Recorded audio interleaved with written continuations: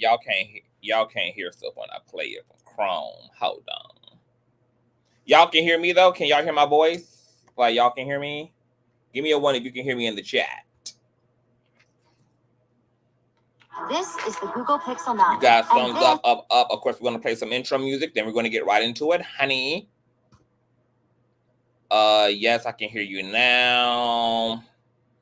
Period. Ain't no echo. It's no echo. If it's not an echo as well, give me a one if you're not getting an echo.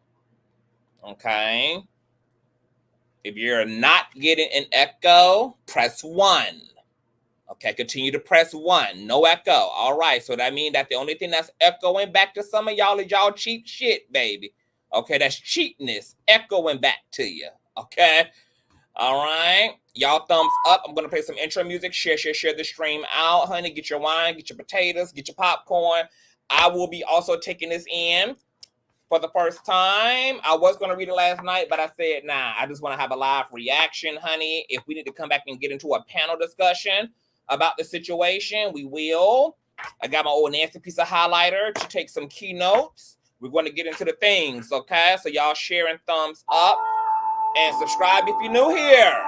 All right. The elevator music for tonight will be another live version of How Can I Ease the Pain by Lisa Fisher. Shout out to Travis for the old nasty piece of child support check. Thank you, baby father. And shout out to Beachy for the old nasty child support check as well from the T on Top of T panel. Make sure you guys check that out as well.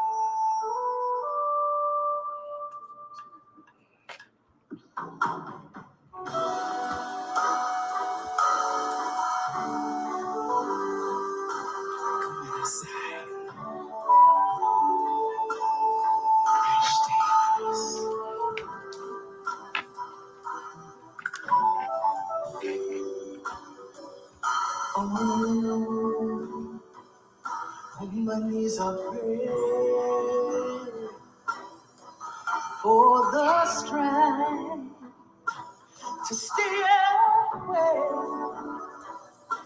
in and out. Hallelujah, you go. Now, this is an 85-year-old Lisa Fisher singing the song, girl, tearing it down. I feel fire, then I lose my self-control. How can I ease the pain? And I know you're coming back again. How can I ease the pain in my heart? How can I ease the pain? When I know you're coming back again, how can I ease the pain in my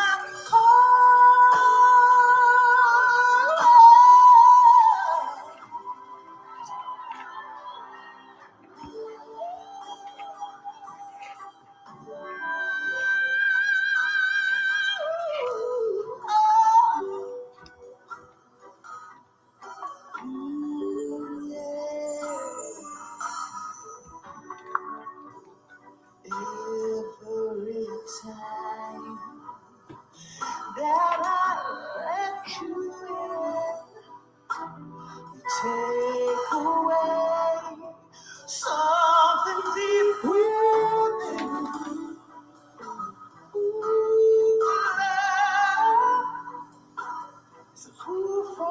I imagine this is how Kim Porter felt during her relationship.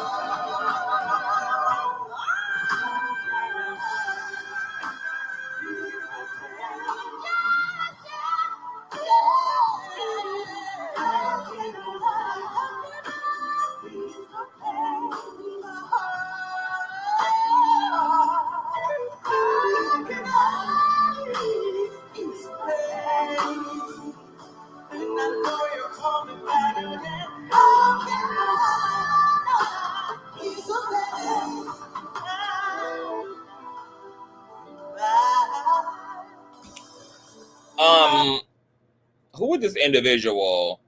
EE. I really don't know what your T is when it comes to nosy.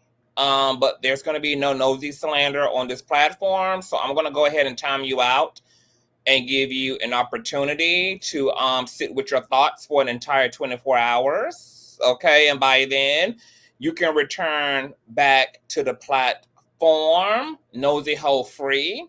Okay, because I really don't know what the T is and I really don't care. Okay, so just enjoy the vibes, kick back, and for tonight, you think about it, okay? Now back to ease your pain, okay? You sit in 24 hours and figure out a way to ease your pain, baby, okay?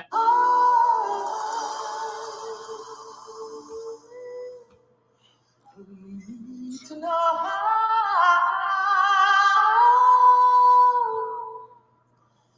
how can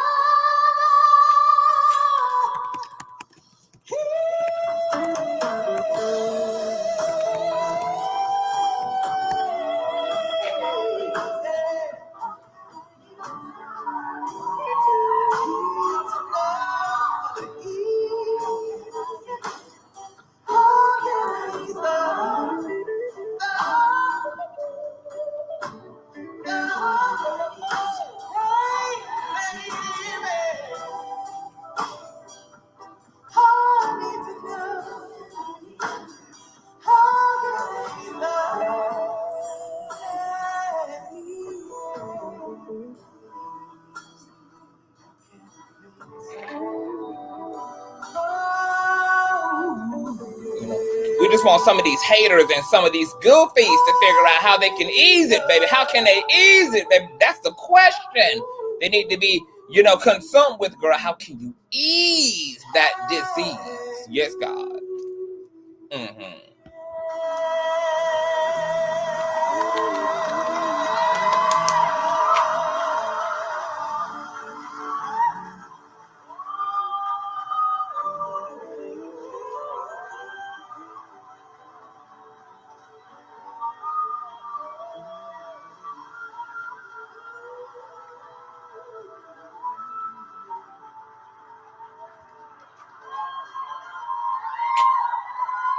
All right, that was 84-year-old ass Lisa Fisher, baby. Okay, that black don't crack, baby, with or without adrenochrome. What's going on, you guys? We're here to get into a live reading of Kim Porter's tell-all book.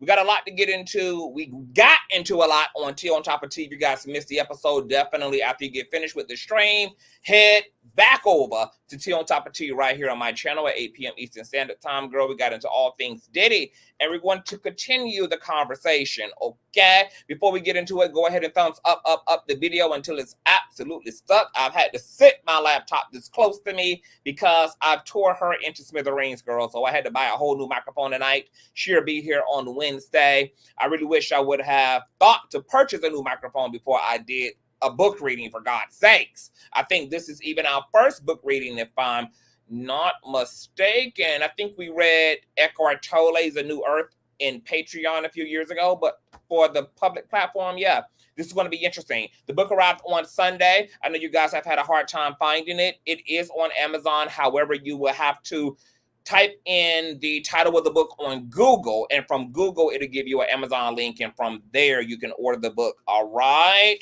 According to the author, the book is too fresh to the Amazon's algorithm, so Amazon is struggling to pick it up right now, but obviously it is taking off and going viral right now, so I'm sure you can probably find it just by typing it in on Amazon, but if you can't, type it in on Google. Now, before we get into it, I need you guys to go ahead and thumbs up the video, honey, until it's absolutely stuck. You guys know we can always turn off the live stream feature. I can turn it off, honey, it's fine, because, it takes so much work to do a live stream. It's way too much production. It's lights, camera, it's action. I got to get my hair together, girl. I got to get dressed for you guys. I got to shuck and jive, and entertain you all, take questions. I got to read. I got to write. I got to type, bitch. The least y'all can do is thumbs up the damn video. And I shouldn't have to beg for no thumbs up, because there shouldn't be no weird assholes over here to begin with. If you can't hit the thumbs up, haul your ass up out of here. Get the fucks to moving. from up over here, baby. I don't want no half-ass people over here. I don't want no weird assholes over here. I want all my Bush babies to be legit. I want my replay gang to be legit. And I want my active supporters who be here in real time to be legit. If you got any weird ass energy in you, get the fuck on through, baby. Don't want you here, don't need you here. Ain't begging you to be here. Bye. Bye, bye, bye, bye, bye. Okay? And if we can't get these likes together on these videos, we can always go back to where it was to the beginning, which was pre-recorded material. I live for pre-recorded material, baby, because we ain't got to do all of this. We ain't got to do all of this. Very easy. Very mindful, very demure uploads, baby. Okay? So if y'all love live streaming, y'all love being able to pooch and talk and holler and talk to each other and talk to me and we engage each other and all that kind of stuff, I need y'all to do the one thing that don't cost you your wallet, which is to slide your thumbs up, slide your thumb up to the like button and press the holy grail, baby. Thumbing up not only helps with YouTube's algorithm, but more importantly, it triggers up YouTube's notification system. Also, shout out to all the new subbies. We are at 49.8K. We are less than 200 subscribers away from 50K, which I could not do without you guys. So I love you guys a long time. Thank you. We do it all here. Politics, pop culture, spirituality, sociology, panel discussions. This is an all-purpose platform. It's for the gays. It's for the straights. It's for the confused. It's for the blacks. It's for the whites. Not really for the whites, but kind of for the whites, but not really for the whites, but we tolerate the whites. You know, it's a little bit of here. It's a little bit of something for everybody, baby. You're Christians, you're witches, you're Satanists, girl. You know, it's a full circle platform. Yes, God. Okay. Also, make sure that you have your notification bell set to all because you never know what day or hour the king shall be kinging. And last but not least, please share the stream out to wherever it is you have digital community at, whether that be your YouTube community wall, your Instagram, your Snapchat, your Facebook, your MySpace, the dark side of Twitter, Tumblr, or your personal OF. I don't really give a damn where you lay the lane. Slap this shit on the ops platform, okay? Get up underneath their comment section and let them whores know that we're loud, we're certainly live, and we're definitely in color. And with no further ado, baby, let's go ahead and push on through. Oh, I know a place where you can recharge your soul. Baby, that's Consciouztv. And in the midst of brokenness, he gon' see your asshole. Baby, that's Consciouztv. You gon' heal, you gon' laugh and catch a little shade. Ooh, girl. Y'all know he be slaying, y'all better stop playing. Come hear what he's saying. Ladies and gentlemen.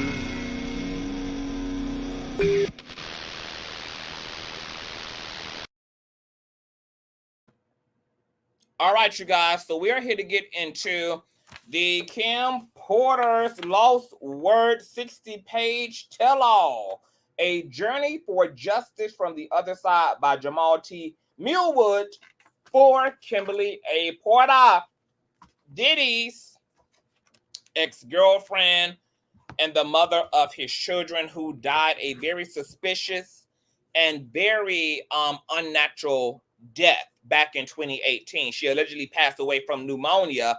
However, the autopsy report tested her, according to the autopsy report, for pneumonia, and she came back clear of pneumonia, yet they still listed her death or her cause of death as pneumonia. So weird, okay? So somebody definitely need to be resuming the bones of Kim Porter, resurrecting them and doing some more forensic testing and open up a criminal investigation, because her death was never deemed a criminal investigation. So much incriminating evidence probably was left behind in that room. There were a bunch of water bottles found in her room. There was a bunch of bowls of green soup, all type of shit that could have had chemicals in it. Liquid bottles that could have had chemicals in it. Soup that could have been spiked with poison, etc., girl. Y'all also know that the first autopsy reporter or autopsy specialist died in a freak car accident, girl. It's just been a lot of weirdo-ish. So hopefully I'll Be Sure or Quincy or the twins or, you know, some of Kim Porter's friends and her entourage who allegedly gave over this content to the author in this case. Shout out to my boo, Michelle. You are awesome. Thank you so much, baby. Damn, baby mama Michelle, girl. Doing it up right now on Baby Daddy. Sending those Baby Daddy payments, baby. God bless you, Michelle. Thank you so much for your donation. You guys know that all donation information is in the description box below. PayPal.me/ConsciousTV. $Consciouztv. Moderators occasionally, rotate the handles, baby, so the folk can do what they do. Love y'all long time. Please respect my moderators. We try to ask for a very, free-flowing chat. We want everybody to be able to sound off, even those who have opposite opinions, but just be respectful and have some damn decorum about your damn self, okay? Having a difference of opinion doesn't mean ending up on the block island, sugar, okay? So moderators, time people out if anything, but let's try to really be, long suffering when it comes to the block. But this book, we're going to talk about it a little bit before we get into the read. I did see an interview with the publisher of the book. He made it clear that he's actually not a publisher. He's actually an author. He's an investigator. And he's a journalist, according to him. He says that Jamal T. Millwood is actually a code name, and it's actually a tribute to Tupac. Apparently, the T in Jamal T. Millwood stands for Tupac, and I believe Millwood might be the street or the avenue that Tupac was unalived on. Either way, girl, he says that this is a code name inspired by Tupac. His real name is Chris, okay?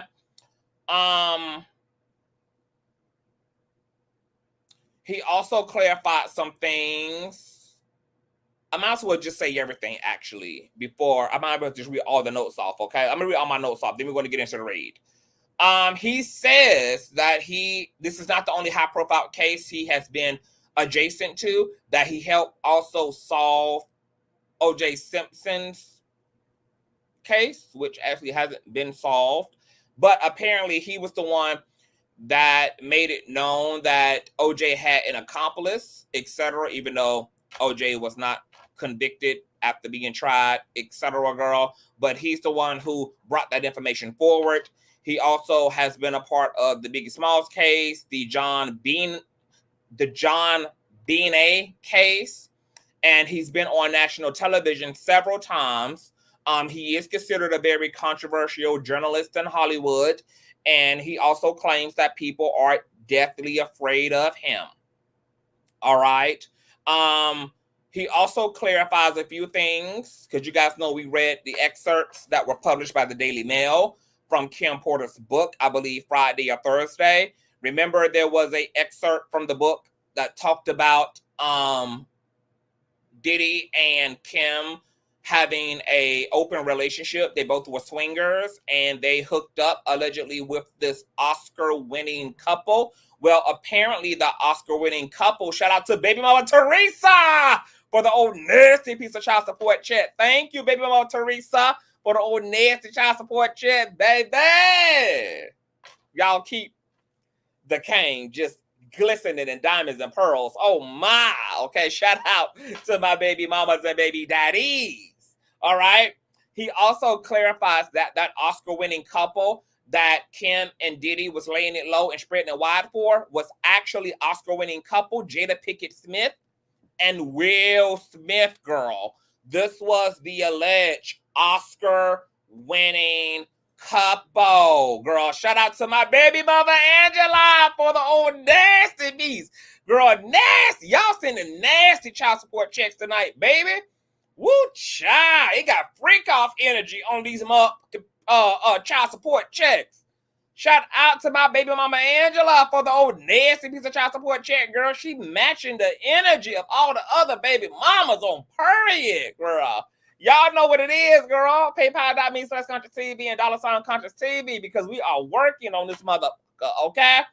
But Kim and Diddy allegedly, girl, were swinging, girl, from chandeliers with Will Smith and Jada Pinkett Smith bald-headed ass, girl, okay? He also clarifies that Kim allegedly and Diddy had threesomes with Mammy J. Blige, who you guys know is, and just announced a tour featuring Neo, whom was just featured in Dawn from Danity Kane's lawsuit against Diddy, citing him as one of the two pussy ass niggas who did nothing when Cassie was punched in the gut by P. Diddy and escorted off the premises by a female employee girl. Mammy J. Blige is pooching on through with her running shoes, girl, with her running heels. Y'all know her running shoes come up to her damn clitoris meat, child. Okay, she just announced that she's going on tour with Neo's pussy ass.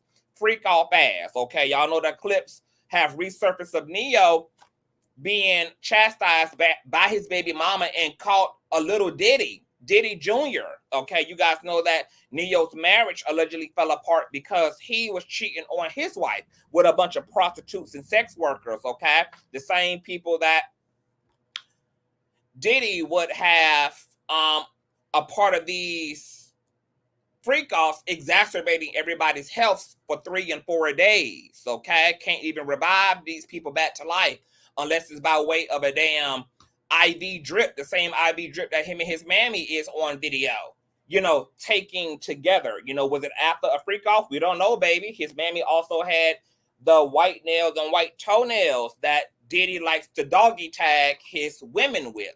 Okay, from Young Miami to Daphne Joy to Cassie, all wore the infamous white nail set along with Diddy's mother. It is a hot mess, child, as they tongue kiss all down the throat through each other.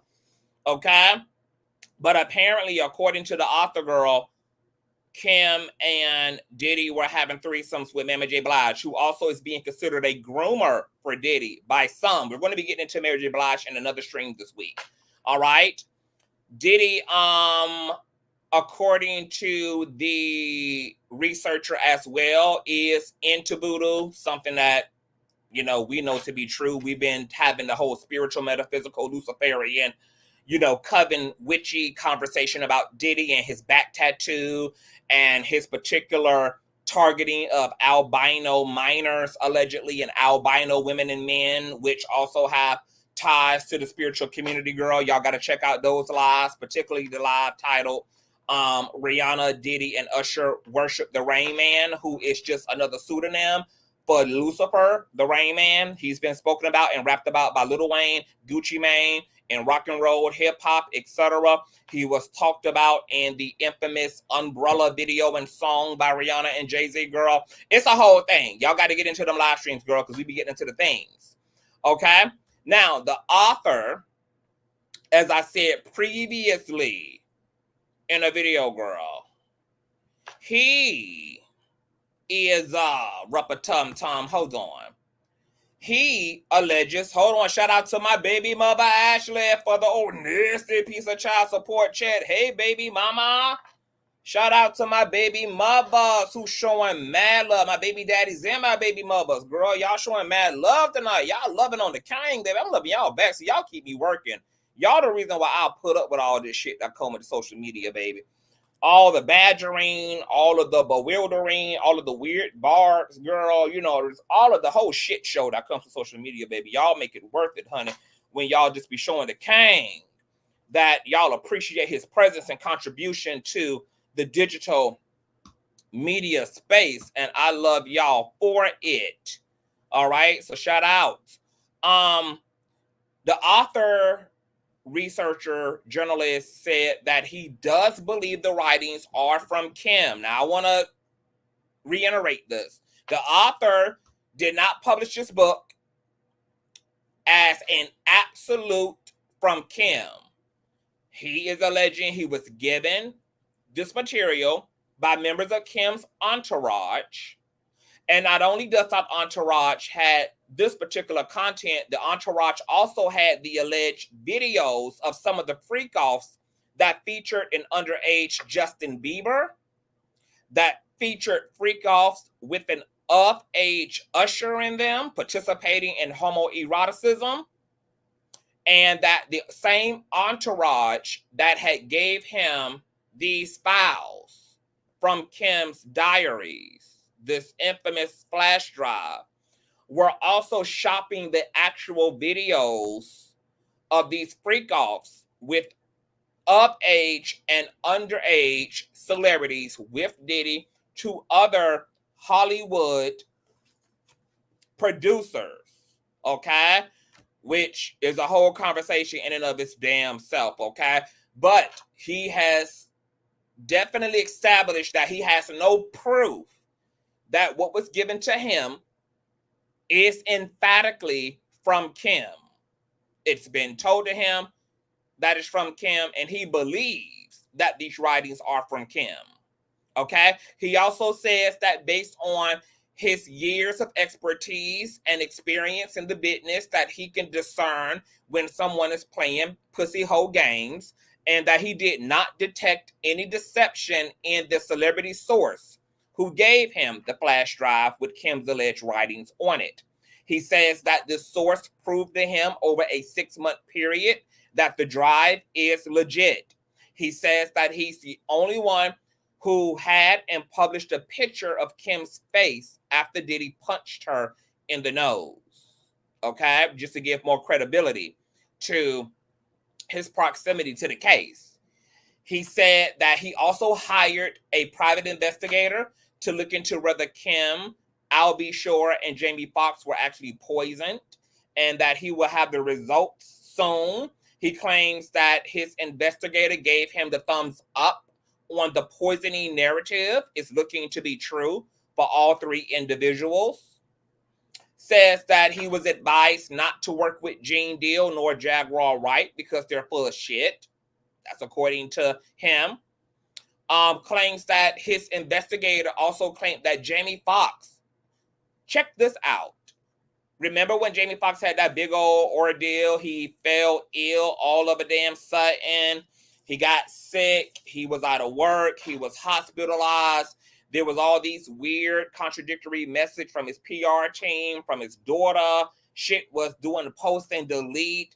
People didn't know if Jamie was going to make it or not. And then when he did resurface, he wasn't really talking and answering questions. And people were saying he was a damn clone. And then he had that weird movie come out at the same time that he got out of the hospital, and this narrative was going on around him. The movie called They Cloned Tyrone on Netflix, girl. It was a whole hot mess, child. Even the movie itself is kind of eerie and spooky when it comes to this whole conversation around a corrupted government and secret societies and etc. girl. Well, he claimed that not only was Jamie Foxx poisoned, but that he got poisoned on set, okay? And that Jamie Foxx was poisoned from somebody lacing his watch with some type of a fentanyl or Carisha-19, but that the watch had been dipped in some type of disease and some type of poison. And when Jamie Foxx had put this watch on and his skin came into contact with this watch, that's what led to the boom, pow, boom, pow. Now, remember, we was talking about this even last year. You know, I was saying that somebody could have poisoned Jamie Foxx's lunch on set because, you know, they have runners and stuff. You know, these celebrities don't get anything. They are completely catered to on set. This allows a lot of opportunity to be set up if somebody is setting them up, because whoever is supplying the water, supplying the food, the driver, etc., it could be any suspect who could do anything. You know, these celebrities aren't really thinking much of it. So apparently his watch was infused. Now, you guys also know that Jamie Foxx may come up, you know, as a witness. He may be one of the 300 folk who received the subpoena, because Jamie Foxx was the first cameraman that Diddy had when it came to these infamous $1 million plus parties and events. Jamie Foxx is bragging all around social media. There's old clips and interviews. We played all of them last year of Jamie Foxx talking about running wild with Diddy. He not only has footage still in his possession from the celebrities that were coming in and out of these parties for Diddy, but he also has like the visitors list or the login guest list as well. He has all this shit in his possession, girl. So people were alleging then that Diddy was putting a hit out on Jamie Foxx ass to take him out, you know, and was trying to take everybody ass out who had some incriminating evidence on him. So Jamie Foxx very well could be subpoenaed. Jamie Foxx has also been caught in a lot of shit, from this Diddy shit to the strange illness shit. And then you guys know he was also caught up in that whole heist from the guy from the Fugees who was caught up in that like multi-million-dollar scam between the United States and another country, and all this shit with treason and shit. And Jamie Foxx was an alleged like witness on the stand. It's just been a mess. Him and Ashton Kutcher, girl, they've had a lot of legal woes, honey. It's been a lot of things going on with these folk. Also, he said that Diddy secretly, okay, yeah, I talked about the Ice Cube situation, okay? That Diddy infuses his guests' drinks with infused ice cubes that are infused with cocaine, Molly, poppers, oxycodone, pink cocaine, and all them type of things. So people have no idea how to trace, you know, what happened to them and at what point did they start feeling bad. Because even if somebody says, hey, you might have had a drink spiked, or you might have had a Spanish fly or some type of a date rape drug put in your drink, the person can say in response, well, no, because I saw the bartender, or I saw Diddy, or I saw the server pop a fresh can of soda or pop open a fresh bottle of wine or liquor in front of me. It's not the content of the wine or the content of the liquor or the content of the soda. That's where the hidden hand is.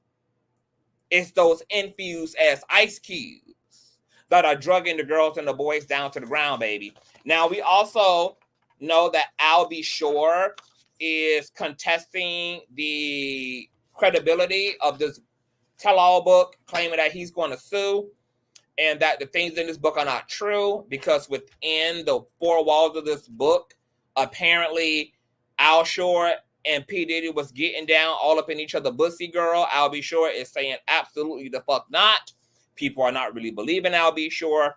The question is around, why would he allow this man to come in and take his family away?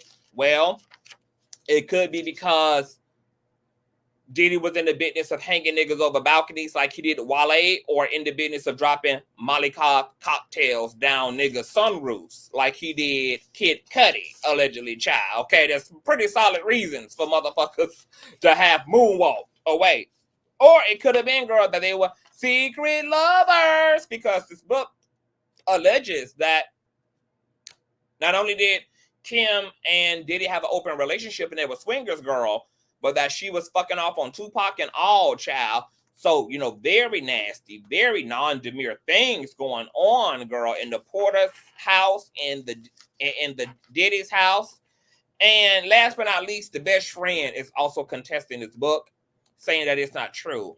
However, one of the best friends of Kim is also P. Diddy's cousin. So, you know, take that what you will. Now,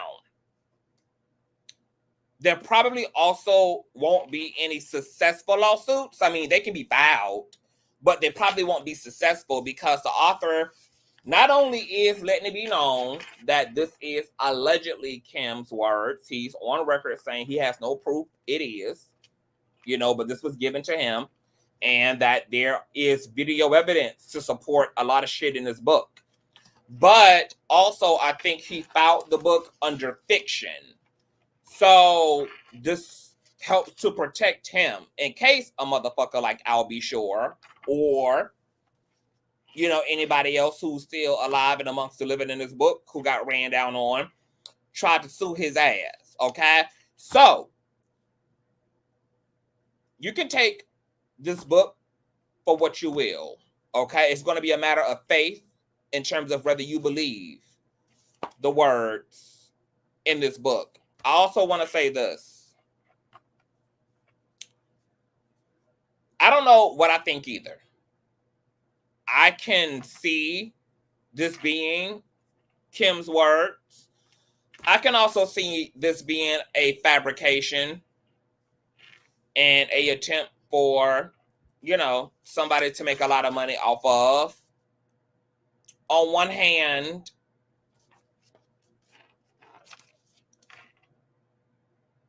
we all knew Kim was deeply in love with P. Diddy. She was allegedly also fighting within the harem with the other girls. Apparently her and Cassie had issues, etc. Kim was very territorial, protective, and jealous of the other women that Diddy was dealing with. She had children with this man, and she continued to allow this man to supply and be her means. She was living in his home at the time of her death, etc. And some will argue that Kim was too much of a mammy herself and too much of a male-identified woman, even though Diddy might have been abusing her, to have ever rose against her. Also, the other side of the argument is that this woman was tired and she was afraid of her life. And apparently people in her camp was aware that she was growing in concern for her safety. And she started making provisions to get the fuck out. And a part of her stealing these recordings and writing this book was to help Diddy stay the fuck away from her. Because she was prepared to blackmail him with the tapes that she discovered that have allegedly Justin Bieber and Usher on them. But this attempt to evade and to escape P. Diddy might have got back to P. Diddy, and this might have resulted in him assassinating her because he was aware that she was leaving, that she was preparing herself to expose his ass if need be, etc. And the rest is history. So take it for what you will, once again. All right, let the readathon begin. All right, shout out to everybody in the live stream. Make sure you guys thumbs up and share. Chapter 1. Soon after high school, I started landing modeling jobs. I couldn't believe it. It was all happening so fast. I met my husband, father of my oldest child, and one of my oldest friends in life, I'll be sure. It was a whirlwind romance. I was only 19 when we married, and no, it didn't work out. Al is still one of my best friends to this day. Our son Quincy is such a talented and wonderful young man. At the time, I had no idea my relationship with Al was going to introduce me to the man that I would spend the better part of my adult life with, a man whom I would love and cherish, but eventually fear and hate. I don't want to put the cart before the horse, but I will say, although I knew what was going on, I turned a blind eye many times. Here, I have to tell this truth, unfortunately, because deep down, I knew everything that was happening, but I lied to myself a lot. He was so charming, a wolf in sheep's clothing, a devil, and I fell for it. This story must be told despite the fact that it will hurt my children. I cannot hide it any longer. Sean Combs must be stopped. I was born to loving parents Jake Porter and Sarah L. Porter in the Peach State of Georgia. All through Columbus High School, where I graduated in 1988, I knew I was going to be famous. In the 10th grade, one of my best friends, Tina, said to me, quote, "You won't make it here in Georgia." I knew if I really wanted to be famous, I would have to leave my hometown and my home, Georgia. The conversation was so important. As I look back now, it changed my life. I met Al when I was working in the industry. He was so dope and charming, and I had such a crush on him. We were married before I knew it, and Quincy was on the way. I was young, and it just felt like it wasn't going to last. It was a little heated between us after we separated, but we got past that quickly.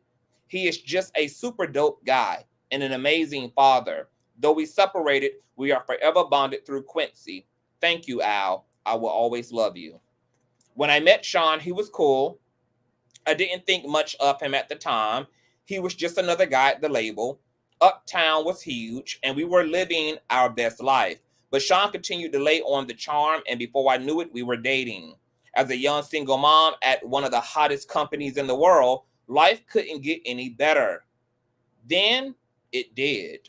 My boyfriend was getting even bigger. He and Clive would hang out a lot, but I didn't think anything of it. I mean, that was his boss, and he was doing things bigger than most men dare to even dream. Then it happened. I mean, okay, I was a little bit of a freak. I really enjoyed myself with my partner, and toys are one thing. But I never imagined having a man I was dating asking me to use a toy on him. The first time he said he just wanted to experiment, try something new. I was grossed out, but he kept begging. He said it would only be this one time, and he was just curious. I was only 20 at the time. I said, what the hell? I hated it. He bled from it, and there was shit on it. I left him alone after that. Thank you, Yana. Wow. I'm not even going to narrate. I'm just going to, hold on, let me highlight. Hold on, I can't even highlight, girl. Let me just not interrupt the flow, girl. Y'all heard what y'all just heard. God damn. Sean kept reaching out, and I kept ignoring his calls. Eventually, in a few weeks, we ran into each other at an event. He came over and sat next to me. We were cordial. He flattered me by saying, "You look amazing."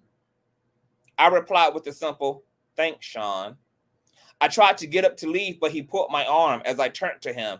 He looked deep into my eyes and said, "Look, what happened between us was weird. I really care about you. Can we?" He paused. And I tried to use this as my attempt to escape. I put my arm back and said, "Sorry, Sean, I have to go. Please, I think I'm falling in love with you. Can we talk?" My breath was taken away. Did he say he loved me? It was so fast. I wasn't aware of this as his manipulation tactic. Not yet. God, I was so young and so naive. He continued, "Let's just have dinner." As I fell for it, 2 days later, we went out for drinks at a lounge in Lower Manhattan. The place was nice. Sean was really coming up and pulling up all the stops to impress me. He pulled the chair out for me to sit. Back then, he was always a gentleman. He smiled and said, "Look," as he sat across from me. I hated it, and I never wanted to do it again. Give me another chance. Over coffee the next morning, I decided to give him another chance. For the next year and a half, things seemed pretty normal. It was fun. Things were going great, and we were living the dream that I dreamt about throughout my youth. Sean and Clive were working on Bad Boy, and he had his first couple of artists. He picked up Craig Mack, then some rapper from the West Coast called Notorious B1, to help Chris develop. He was collaborating with the biggest names in hip-hop to make it happen. Things cannot be more amazing. Now, I do want to pause here. The author did say that at first he thought that Notorious B1 was the Notorious B.I.G. But he said upon further research, he found out that Notorious B1 was actually an artist. He was like a writer and a rapper, but that this isn't the Notorious B.I.G., but this other individual. Continue to read. Then he asked me to do it again. It was insane. Sean said, quote, "Baby, I can't stop thinking about it." "What the hell are you talking about?" I responded. Sean continued, "I just can't stop thinking about that night. It was amazing. Can you screw me one more time, please?" I became infuriated. "Why don't you go to Clive? He's the one screwing you, isn't he?" Then Sean hit me. This was the first time, but he slapped me hard. Before I could form words, he began to beg, I'm sorry. Holding my cheek where he hit me, I turned and ran off. That should have been it. But I guess I'm a glutton for punishment. He sent flowers and a bunch of expensive gifts. Then we bumped into each other at another industry event. He sat down next to me. This was deja vu. Sean started. Imagine running into you here. Get the fuck away from me, I forced out. He became more serious as he said, look, baby, I'm sorry. But I just glared at him. There's nothing you can ever say to me. Nothing. After an awkward silence, he finished. You know I love you. I love your son. He's my son. I don't know how to fix this, but I'll do anything. I'm sorry. Shit, he can be so sweet. Here we go with the love thing. This time, I'm not falling in. He was great with Quincy. Hold on, wait. This time, it's not falling in. He was great with Quincy. And to be honest, despite everything, I missed him. As he stood to walk away, I remember hearing myself saying, call me later. What the fuck is wrong with me? Chapter 4, Forgiveness. Sean arrived with flowers in hand. He wanted to see Quincy. He was so good with him. And Quincy ran over to hug him. I felt my heart melting. He asked Quincy, how you doing, Tiger? Quincy looked so innocent as he responded, I'm good. I miss you. Sean's response sounded genuine. I miss you too. We'll hang out tomorrow, okay? Okay. Sean gave him a little love tap on the butt. It's bedtime. Quincy replied, okay, good night, as he turned to head toward his bedroom. Here was the man I fell in love with, but what was I thinking? Shit, not only does he want butt plugs, he slapped the shit out of me. So why am I still talking to him? They say that love is blind, but is it stupid too? As Quincy left, Sean looked at me and smiled. Baby, let's go have some fun. The babysitter is on the way. I just want to show you a good time. I was so mad at myself for melting as I said, okay. We sat on the couch laughing and genuinely having a good time when the doorbell rang. The babysitter had arrived, and so we left. As we exited the house, a big man climbed out of the limo and opened the door for us. He wore a sharp suit with a GUN notably tucked under his arm. I thought to myself, he could have made it invisible. Or did he want me to see it? Despite my reservations, Gene was a sweetheart. He was very courteous and polite as he tipped his head and said, good evening, ma'am. Gene drew a smile out of me as I responded, hello. Gene and I would see each other a lot after this day. Chapter 5, Sean Nils. Are you guys having a good time? If you guys are enjoying yourselves and you're here for this riveting, girl, I wasn't expecting Kim to come out guns blazing, just in the first 2-3 chapters, baby. Wow. Thumbs up the video and share, please. Moderators, please encourage everyone to thumbs up and share the video. Chapter 5, Sean Nils. The year passed and thankfully we didn't have many bad arguments, although Sean was strangely getting into voodoo. He would put curses on people, and I wasn't sure how to respond to that craziness. My problem as a single mother was I wanted to be married. He always had excuses and delays when it came to committing to marriage. His label was blowing up. Biggie dropped, and it was just about over. He also signed Mary J. Blige, and of course, when I found out he slept with her, we fought. He claimed that it was a mistake, and my stupid ass took him back again. Sean asked me for a threesome with her. At first, I was mad, but Mary was beautiful. It was our first threesome, and I loved it. Mary was very sexy. I would not be doing this a lot, but it was so hot. I was young, and exploring my sexuality was enticing. Over the years, we brought other women into our bedroom periodically, and we were happy. This is until one day I came home to a situation that went from awkward to a nightmare. Quincy was with the babysitter, and Sean was sitting with Al B. Shore at the dinner table. I had a child with Al, and Sean was the father in Quincy's life. The awkwardness of all of us being together had dissolved a long time ago, but it was still weird that they were here in my home. together, alone. I sat down and we had drinks. It was fun. The conversation was cool until it wasn't. Al was a little loose after a couple of drinks. I remember him saying, "It's still weird seeing you with my friend, but you're happy, so I'm happy for you guys." Sean responded, "Thanks, man. Me and you, we've shared so much." Al replied coyly, "Word." The conversation took an odd and awkward turn when Sean said, "We all been together sexually, but not together." I was shocked for a moment. As quietness lingered in the room, I asked, "What do you mean by all together?" Al shifted uncomfortably, but Sean didn't hesitate. "You know how we sometimes invite other people into our bed?" I couldn't believe it. "Oh, hell no, Sean. This is my son's father. I'll say something." What Al said was mind-boggling. Quote, "I don't know. It could be kind of hot. I miss you in that way." Although I couldn't believe Sean would do this, the truth was I still cared about Al. And this could be very hot. I just didn't want it messing up my relationship. And if things became awkward, how would it affect Quincy? So I asked, "Are you both sure?" I imagined both of them inside of me.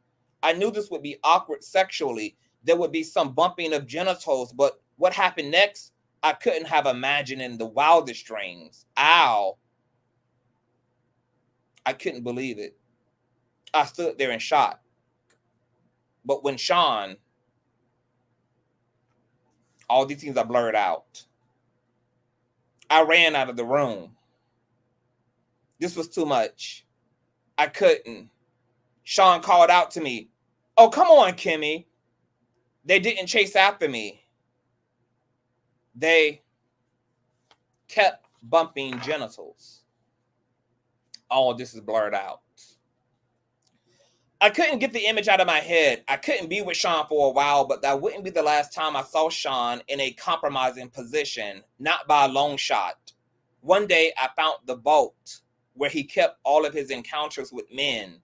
Yes, he kept a record of it, but that's for later. Oh my God, girl, Kim is a legend. That I'll be sure. And p.diddy started fucking the hell down after some drinks. Al Bussy got loose, girl. They went upstairs. She thought she was ready, but she was not ready for them niggas being ready for each other, girl. And they didn't even run after her when they had slammed each other's penises into each other's throats and asses, girl. Chapter 6, titled Pop. Biggie took over East Coast hip-hop, and Sean was the brilliant mind that orchestrated it. He hired people to teach Chris how to flow and write his lyrics. He hired the best producers to do the beats, although he took credit for them and the music was unstoppable. At this point, Sean was sleeping with all of the power players, and everyone that wanted to do music wanted to be a bad boy. Sean willed and dealed in a way that would have been unthinkable to many. He slept with the guys that really controlled the music to stay on top. A lot of the names average people have never even heard of. These are the guys that make the decisions on who is winning and who is not. He hosted parties that were just a fancy name for orgies, and everyone wanted in. When I met Tupac, Sean and I had an open relationship. Yes, I slept with Pac. Shit, he was sexy. Sean didn't mind. Well, not until he tried to get Pac to join both of us. Pac was not good with that. This is where the relationship between them became strained. Tupac wasn't going to accept Sean's advances. Pac wasn't gay, and he was pissed about the advances. We were all in Sean's house. I was drinking. They were smoking, and everyone was just relaxing. Sean came in on what I am sure he would call a smooth approach. "My baby is bad, isn't she?" Pac threw me a sly smile. Hell yeah. I felt myself blush. Sean was now in full swing. "You think you hit it better than me?" I couldn't believe he disrespected me that way. I was not playing with my response. "Sean, what the fuck?" Pac came to my defense. "Damn, bro, you ain't got to do the sister that way." Tupac appeared upset behind Sean's words, but Sean went in for the kill, regardless. I think my dick's bigger than yours. I bet I can make her come faster than you. What's up? Pac was appalled. What the fuck are you talking about, nigga? I ain't trying to run no fucking train. Sean continued. What you scared of? Let's see who fucks better. Let her be the judge. Yes, at this point, we had been inviting others into our bedroom for a while, but I'm not used to and will not stand for disrespect. I wasn't the only one upset. Pac shouted, nigga, you talking about pulling your fucking dick out? Sean was undoubted. What, you scared? Tupac simply left. Things were very contentious since then. The two could not be in the same room. Pac avoided me as much as he did Sean. When they did bump into each other, the tension was palatable. It felt like blows could be thrown at any moment. Months passed with only the tension between them. It was uncomfortable, but nothing life or death. Then one day, while we were at the studio, it happened. I walked into Sean's office and he was having the conversation. Sean sat across from Jimmy Henchman. Pac, don't leave that fucking studio alive. I don't think I was supposed to hear it. I continued as if I didn't. Hey, Sean, good morning, Jimmy. They didn't seem to think I heard anything. I'm ordering breakfast, smiling. Sean replied first. Let me get eggs, sunny side up, with grits and an orange juice. I could see he was hungover. Good. I don't want him knowing that I know anything. If he just put a hit on Pac, knowing something could be dangerous, Jimmy, apparently not hungry, said, nothing for me. As he stood to exit the room, he said to Sean, let's make that happen. Then nodded to me and said, Kim, always a pleasure. With a wink to me and a nod to Sean, he turned and walked out. Jimmy was a part of our intimate circle. I went on as if nothing was happening. I'll make the call now. I smiled as I left, hoping I wasn't white as a sheet. I wasn't in the studio the night Pac survived being shot, thank God. From what I understand, Sean and Chris saw Pac at the studio after he'd been shot and did nothing. The way God works, after being shot, Pac made it to the elevator and tried to escape, but it stopped at the floor Sean and Chris were on. When the doors opened, they saw him lying on the elevator floor, riddled with bullets. The fact that they didn't call an ambulance, although they saw Pac lying there swimming in a pool of his own blood, would be all the evidence Pac ever needed. He, of course, assumed they placed the hit, and Tupac is a soldier. That is not something that will be unanswered. Pac didn't do well. He lost a testicle, but he survived. It was orchestrated, and Sean Puffy Combs was the orchestrator. Hold on, y'all. I need a swish, baby. I need a swish, girl. We only 6 chapters in, and we done read about dildos, threesomes with I'll Be Sure, advances made to Pac, a hit put out on Pac, Diddy leaving feces on the strap-on, Kim being assaulted for the first time by Pac. Girl, that should be liquor. Sometimes I'd be like, girl, why am I so damn sober?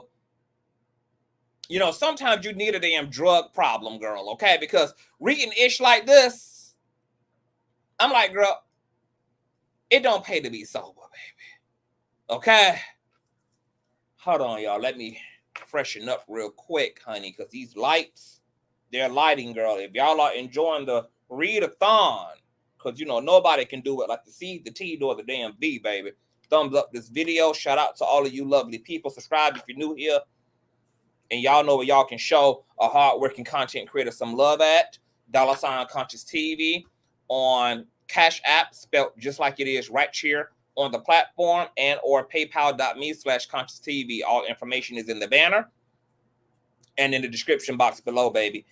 Chapter 7. Threats.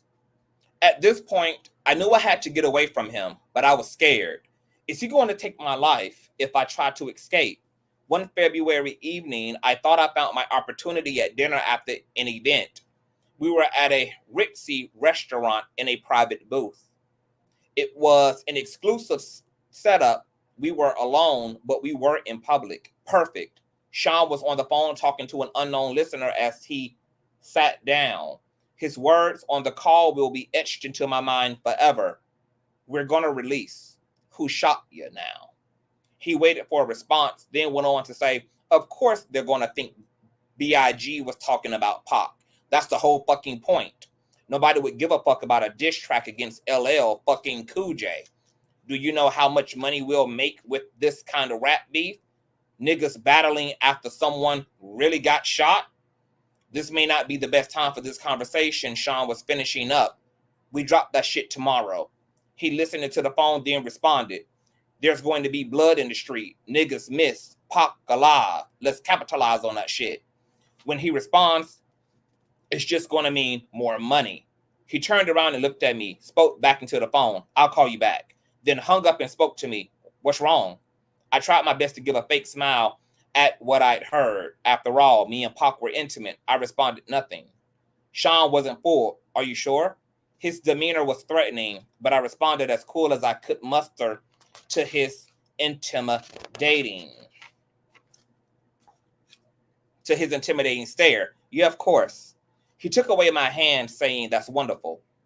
He began to squeeze my hand until it hurt as he continued, because seeing you walk into the office while I was talking about killing that motherfucker and you not saying shit to me had me just a little concerned. His grip was starting to hurt badly. You're hurting me. As he continued, he squeezed tighter. You're pretending you didn't hear anything was a sign of your loyalty to me, not something I should be concerned with, right? I had no choice but to give him the answer he wanted. I knew I was trapped when I responded, of course I'm loyal to you. He let me go as he responded, good.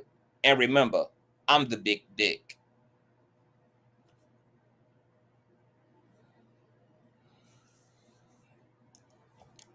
I snatched my hand back in pain. He smiled, said, let's start off with the good wine. He snapped his fingers and his favorite wine was poured for him. They knew that Sean wanted what Sean wanted, and what he wanted, he got. I'm trapped. Now isn't the time for me to launch my escape plan. I have to be strategic. It's going to be hard to lead the glamour, the glitz, the lifestyle. I mean, this man just snapped his fingers in one of the most exclusive restaurants in New York City, and they poured his drink of choice. The bottle of wine is $800, and this is 1994. The list to get in this place is 6 months long if you are somebody. Mayor Giuliani has a table here tonight. Also, if I got up and walked out, I would be safe. But what about tomorrow? I had to think. He sipped his wine and smiled. You're not drinking. He pointed at my glass, and of course, a waiter filled it. They knew what I liked as well. Sean had a bad temper. He yelled sometimes, and okay, he roughed me up once or twice, but he never punched me. He never bruised me. He never hit Quincy. I would not have stood for that. He never laid a hand on my son. At that time, I never thought of him touching Quincy in any way. Then the significance of what he said hit me. Is he mad at Tupac over me? I'm the big dick. Oh my God. The last time he put his hands on me, it was because I enjoyed Jamie Foxx too much.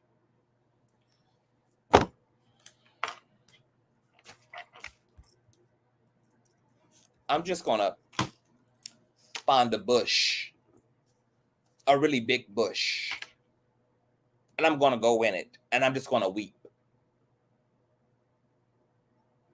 I'm going to weep for Kim in a bush.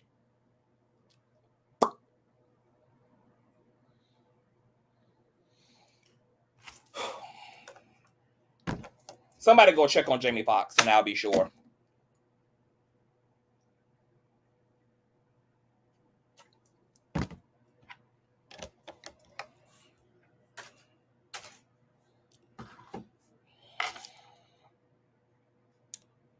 Shit. He enjoyed Jamie too.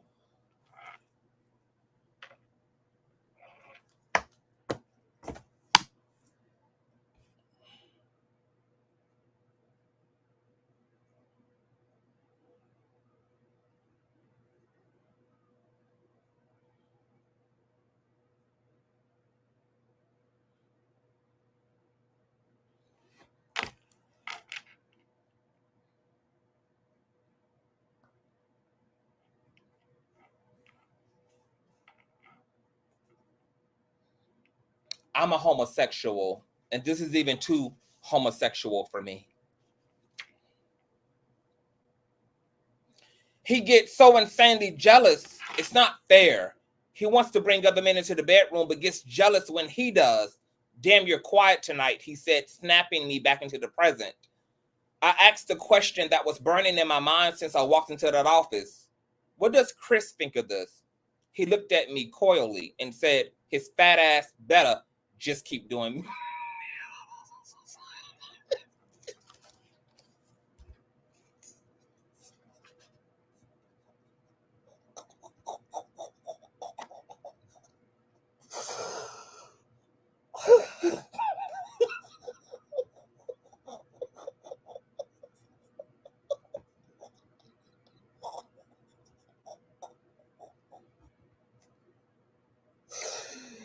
Oh, fix it, Jesus!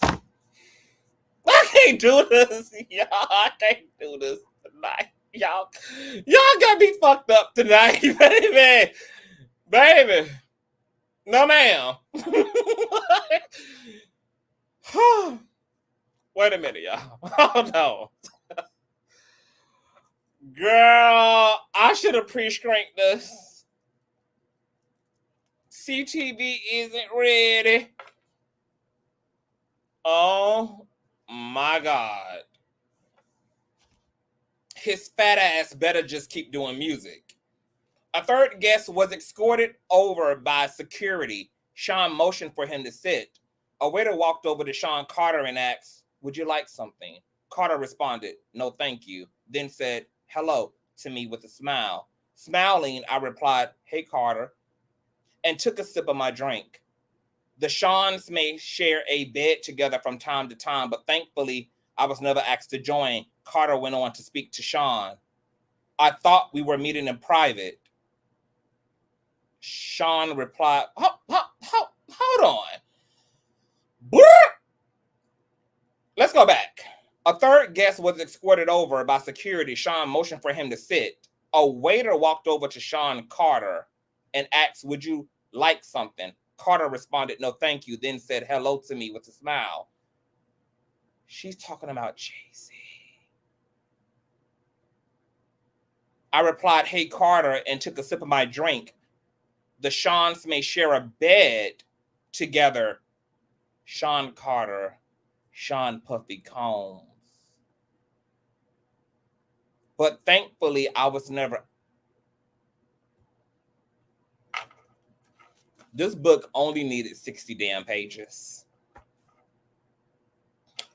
Carter went on to speak to Sean. I thought we were meeting in private. Sean replied with a nonchalant shrug. I had to discuss something with her. Shout out to my baby mother, Sateria. Shout out to my baby mother, Sateria. Oh my God. Thank you guys. Thank you, baby mother. Sateria for the nasty piece. A child support check. God bless y'all. Baby.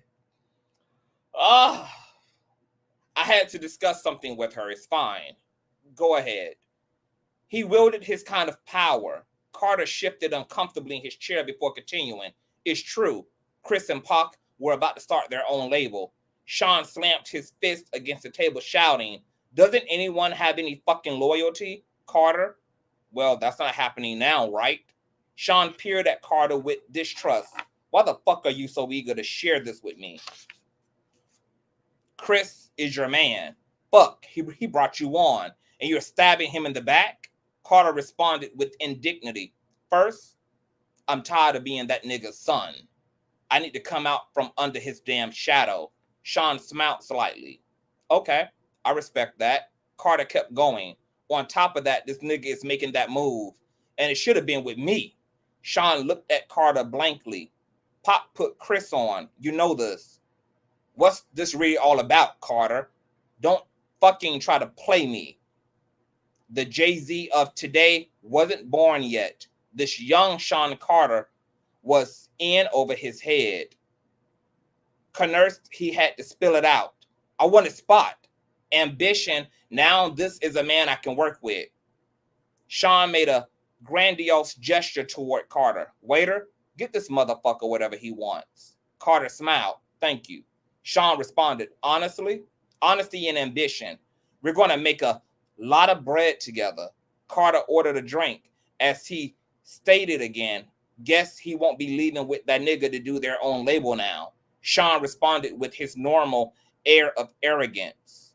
Why don't you let me worry about that? I took this as my cue to escape. I told Sean, I'm going to go ahead and get back to Quincy. Sean was wrapped up in his conversation with Carter and barely noticed as he excused me. Have the limo drop you off. We didn't eat. He didn't care. I smiled and kissed him on the cheek and I left. So chapter 8 talks about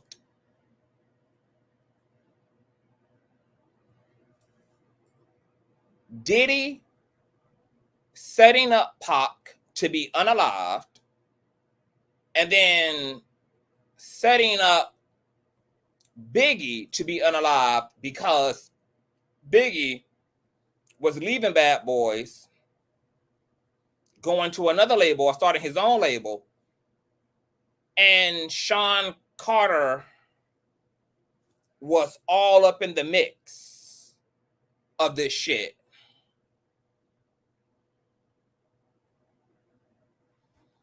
Beautiful One Style said Sean Combs frequently said that Sean Carter, aka Jay-Z, is the only person that calls him Sean. Always paid attention to Diddy. And he said that only Jay-Z and his mama can call him Sean. Now we may know why his reverence for Jay-Z is so deep and so high. Sean Combs and Sean Carter. Wow, wow, wow. Chapter 8. Jada. Actress, model, and fashion designer Jada Jones was Tupac Shakur's fiance and is the daughter of record producer Quincy Jones and actress Peggy Limpton. Being around other celebrities was just part of the life. Meeting Jada was just one of those events, and as time went on, we became close. We hung out together, went shopping, and so on. It was about the same time that I met Kimora. Those were the days, or so I thought. We always had girl talk, and the fact that she was dating someone I had previously been with wasn't a source of contention. We didn't get jealous of each other. It was just girl talk stuff. No, I did not become intimate with Jada. Kimora was too jealous for that. Yes, Jada knew about Kimora, Sean, and I all being together sexually. Of course she did. We shared that kind of thing. We were open and honest with each other about almost everything. A true friendship, except I couldn't be open and honest about everything. Not anymore. Sean made sure of that. Jada, these ghetto ass names, I'm not gonna try, girl. Okay? Jada is what it's gonna be today. And Pac were the greatest couple. He was always so cool and yet sexy. She was so beautiful and fun. Before all the tension and beef, we used to all hang out together. It was always dope vibes. But with Pac shooting and the suspicious surrounding Sean and Jimmy, the vibes between Jada and I weren't always perfect. Then came that night. Award shows weren't anything new for us at this point. We dolled up as the men groomed. We didn't choose what we wore. A stylist prepared our color palettes. A makeup artist did our makeup. And a hairstylist did our hair. This was just the way of things. We shared the best stylists in the business. Sometimes we would all go to the studio for an event to get our measurements taken. But this time, Jada seemed different. I felt like something was wrong. But when I probed her, she wouldn't say anything. Then the day of the event was here. We would all go to see each other inside. Even though Sean was my man, as far as props, I had nothing on Jada. Being Quincy Jones' daughter had perks, and superstardom was amongst them. Pac wasn't there. When she saw us, she came over to our table. We sat around kicking it in a very dope vibe. Sean knew he was going to clean up this award show. He had all but taken over the East Coast musically. With all the hits, there was really no way he wouldn't. Bad Boy is Hall of Fame stuff now, and Sean P. Diddy Combs knew it. I believe it's a Swally name. Okay. Ghetto Swally shit. Sean smiled at Khadija as she sat at our table, but something about the smile didn't seem authentic. Soon I would know why.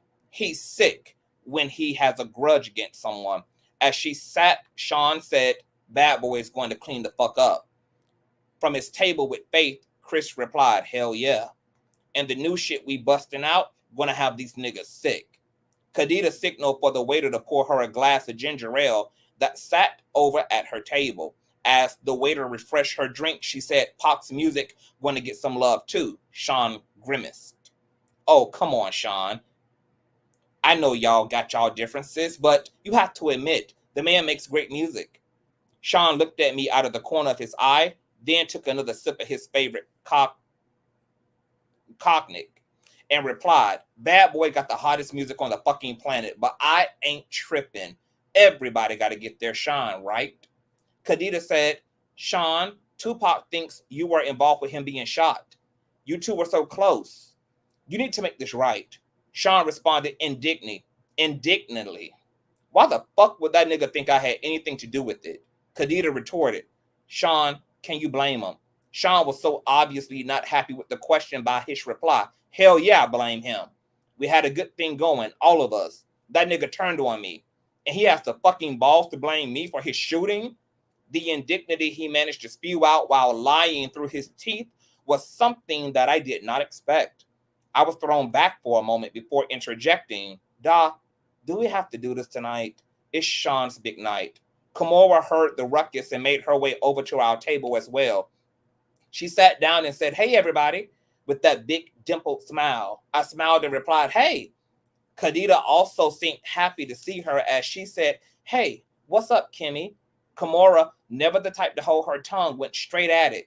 The whole place is buzzing with the fact that you're sitting here accusing Sean of having Pac shot. Y'all kinda, loud, she laughed. Khadija seemed embarrassed as she looked around to see everybody staring and whispering. But she wasn't about to back off. In fact, she doubled down. Anybody here not talking about it ain't real anyway. We all know Sean was behind it.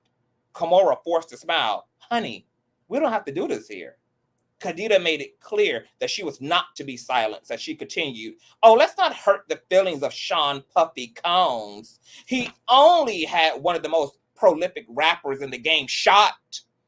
Sean clenched his hands into a fist.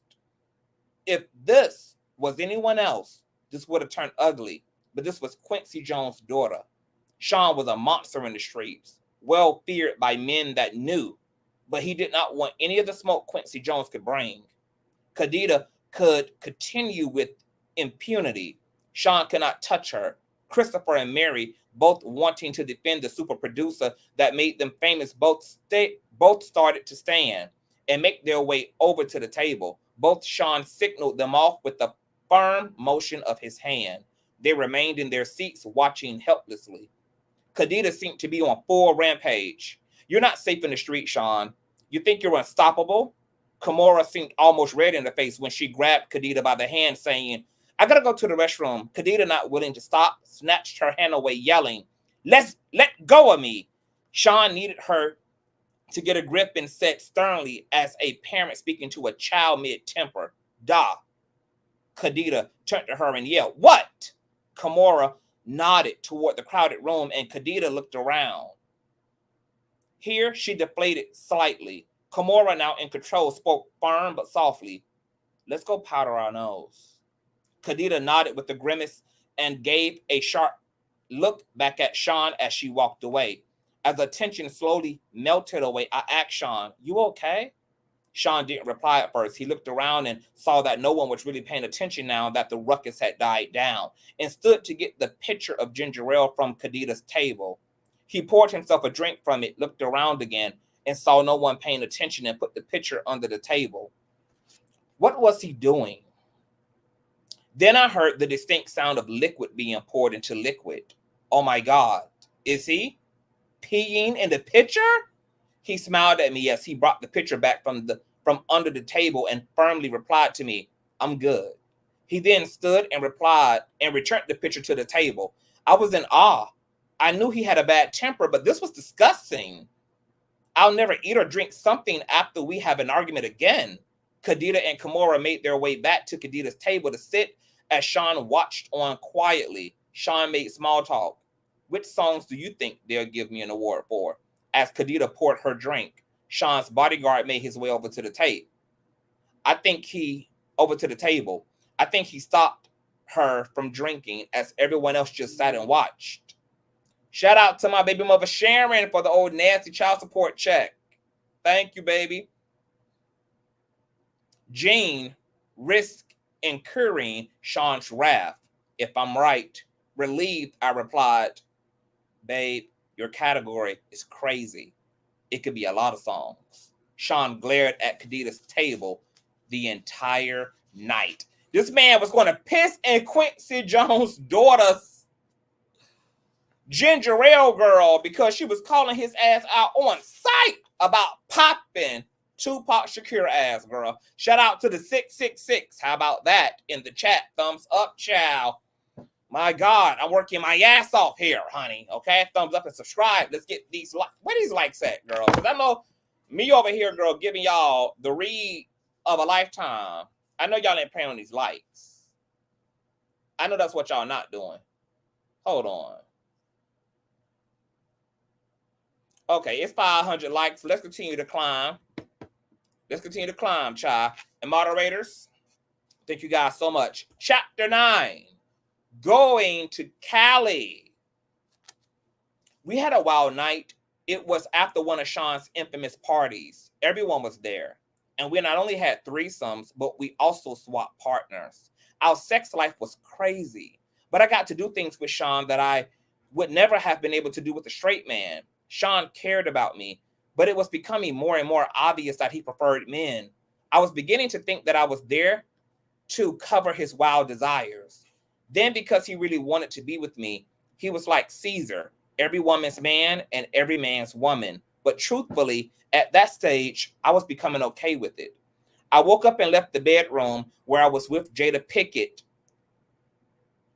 And Sean happened to be coming out of the bedroom with and Will Smith. Yes. They attended the parties from time to time. I could see him and Will kind of snuggled up on the bed together. I was grateful I wasn't asked to join in that room. I didn't really like. It's blurred out in the book.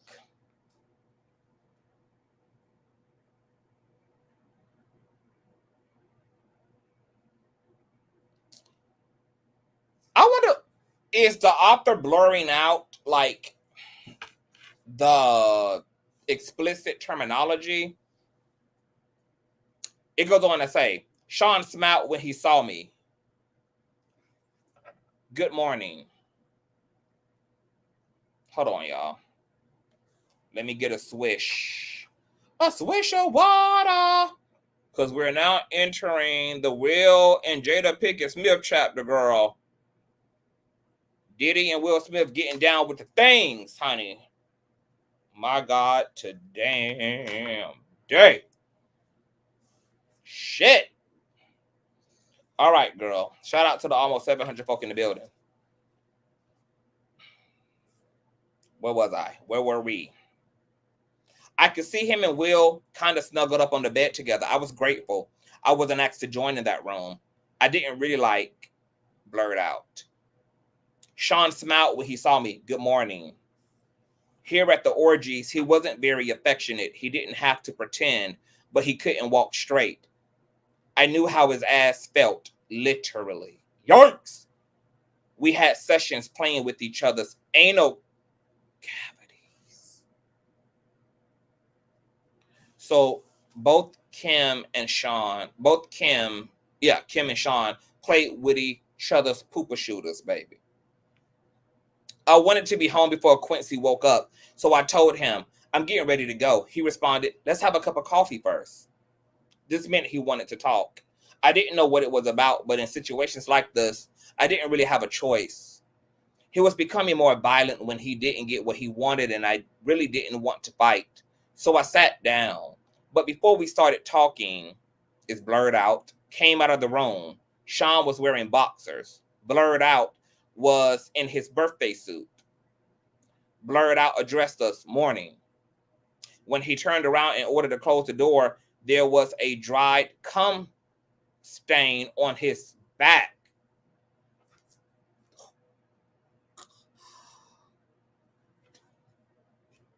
What in the fuck?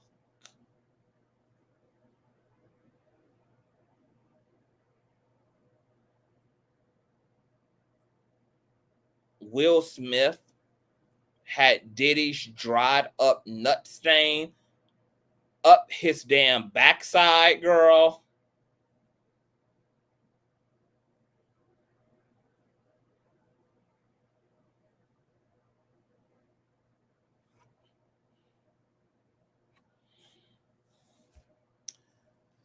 I need a liquor fund.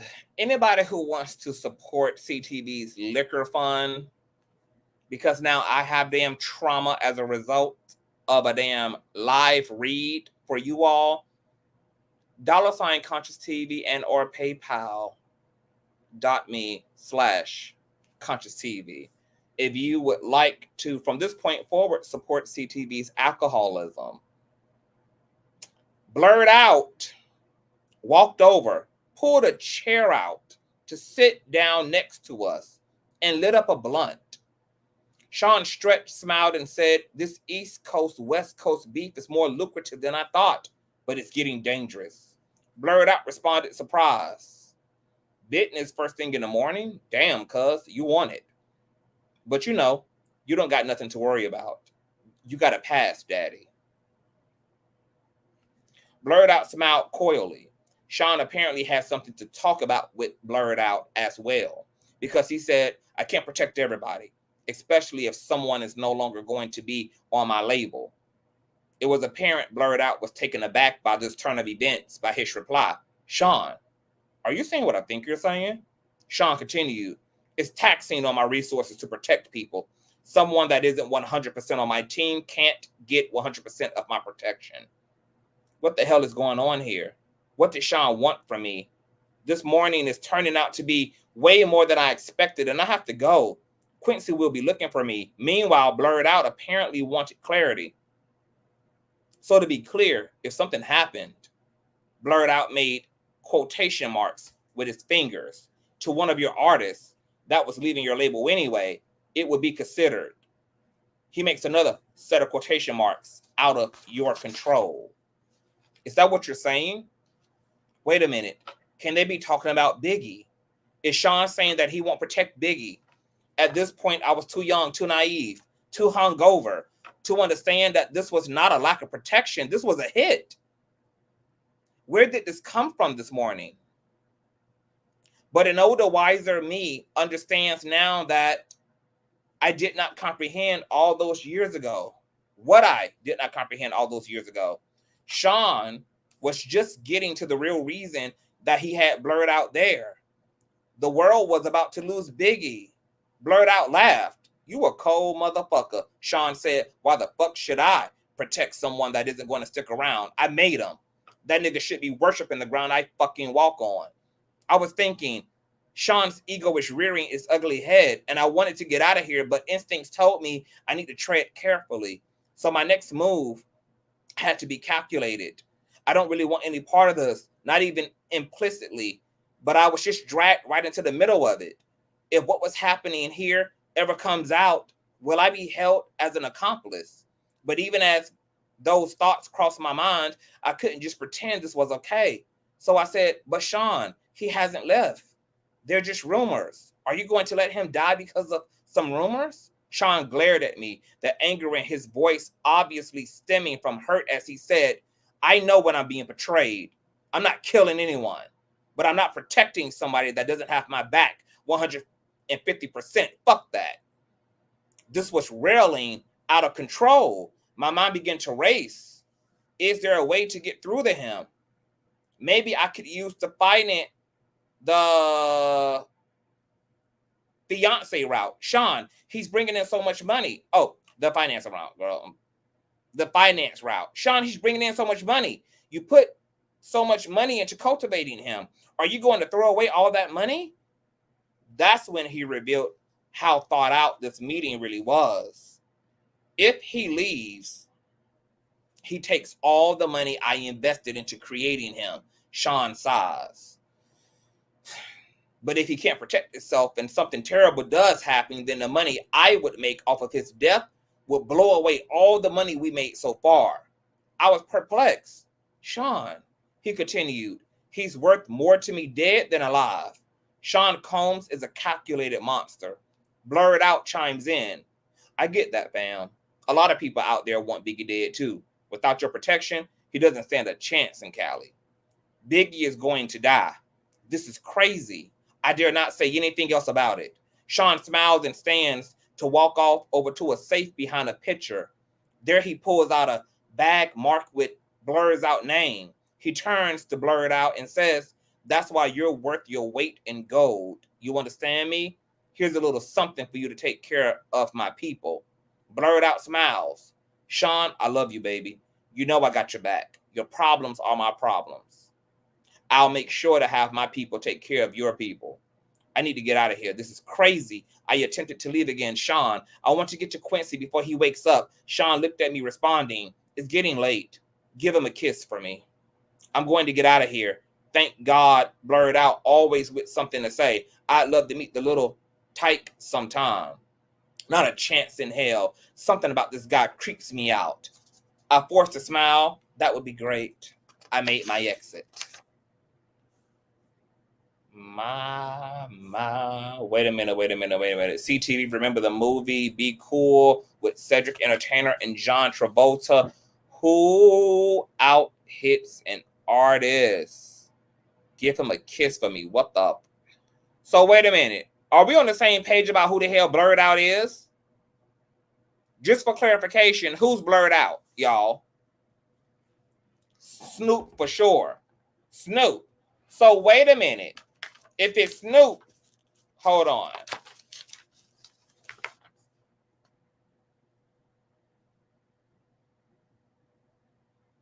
If it's Snoop or Jay-Z, then that's who Blurred Out is, who came out of the room wearing boxers in their birthday suit and turned around where there was a dried up cum stain on his bike.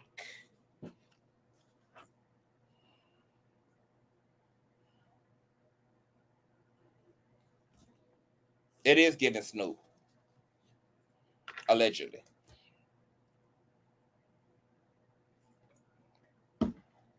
Baby, this book is worse than what the fuck I thought it was, girl. This is worse. This is worse than what I thought, girl. It's worse. It's worse. Chapter 10, The Lies You Tell. At this point, the relationship between Sean and I had been off and on for quite a while, and we were off at this point. He had put his hands on me once again, this time for something that didn't even happen. It was all in his head. When the phone rang, I picked it up anyway. Hi, Sean. He sounded trepidatious as he said, we've been broken up for a while this time, yeah? He continued. I don't want anyone to know about my... He paused to search for the right word. Proclivities. I replied, so you don't want people to know about you being gay? Shout out to Kim Porter, allegedly. Sean exploded. See? That's what the fuck I lose my control on you. So I just plainly stated, goodbye, Sean. Wait, he screamed. What, Sean? I'm sorry, okay? You're always fucking sorry. He took a deep breath. I have to do something to cover myself. I sighed. Do whatever you fucking want, Sean. When you see this in the news, it's not real. This made me calm down a bit.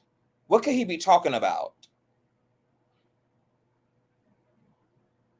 He continued. I'm only doing it for the press. Doing what, Sean? After a long pause, he continued. She knows what this is. She is just pretending to cover me. Sean, what the hell are you talking about? Another pause. Publicly, I'm going to be dating someone else, a video girl. I laughed. Why would you do that? I have to cover myself. I was getting mad.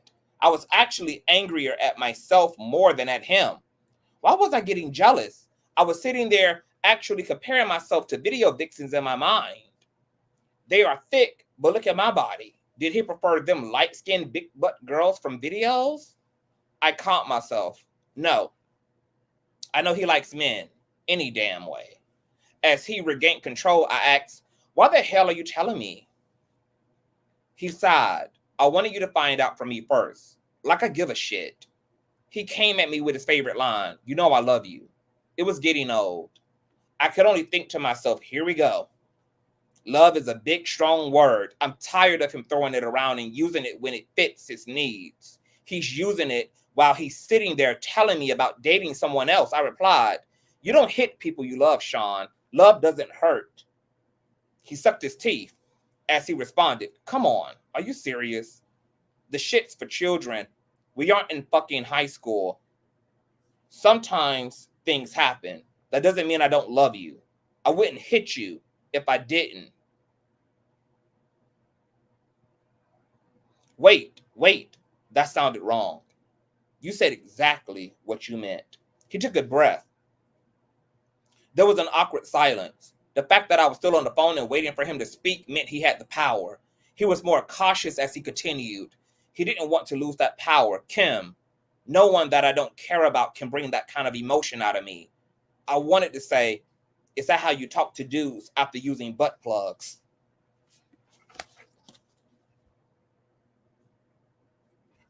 Has anybody prepared my bush? Has anybody prepared my bush so that I can go and weep? Huh? Has anybody found and went and prepared my bush so that I can weep for all of the sex toys and butt plugs of America, baby? Okay? I needed to be a really big bush. But there is a line that I dare not cross. Instead, I said, you say that while you're dating some other bitch. That's just for the public? I was done. It could be heard in my voice as I said, whatever, Sean. Do what you need to do. Leave me alone.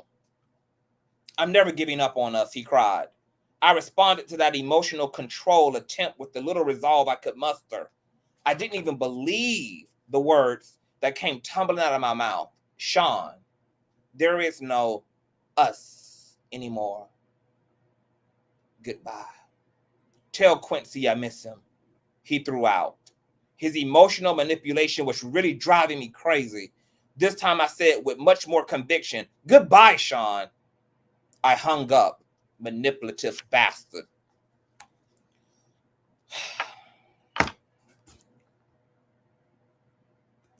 Y'all, I'm spent. Chapter 11, bitch. I'm gonna need a night to just digest. Because I'm gonna go back through this book and highlight. Chapter 11, baby. Page 33. We halfway to the finish line.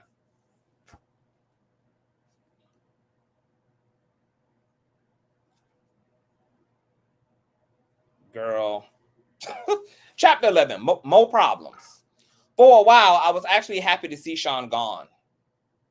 I was getting older and the sex parties were out of control. It was getting time for me to slow down. Quincy was getting older. I knew that if I kept going, the rumors circulating were going to eventually find a way to get back to him. What will he think of me? Chris is about to take his trip to California.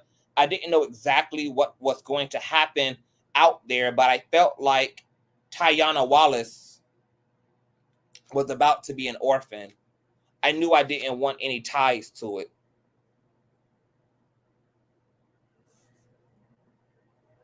Hold on, y'all. My hair was just like billowing, girl.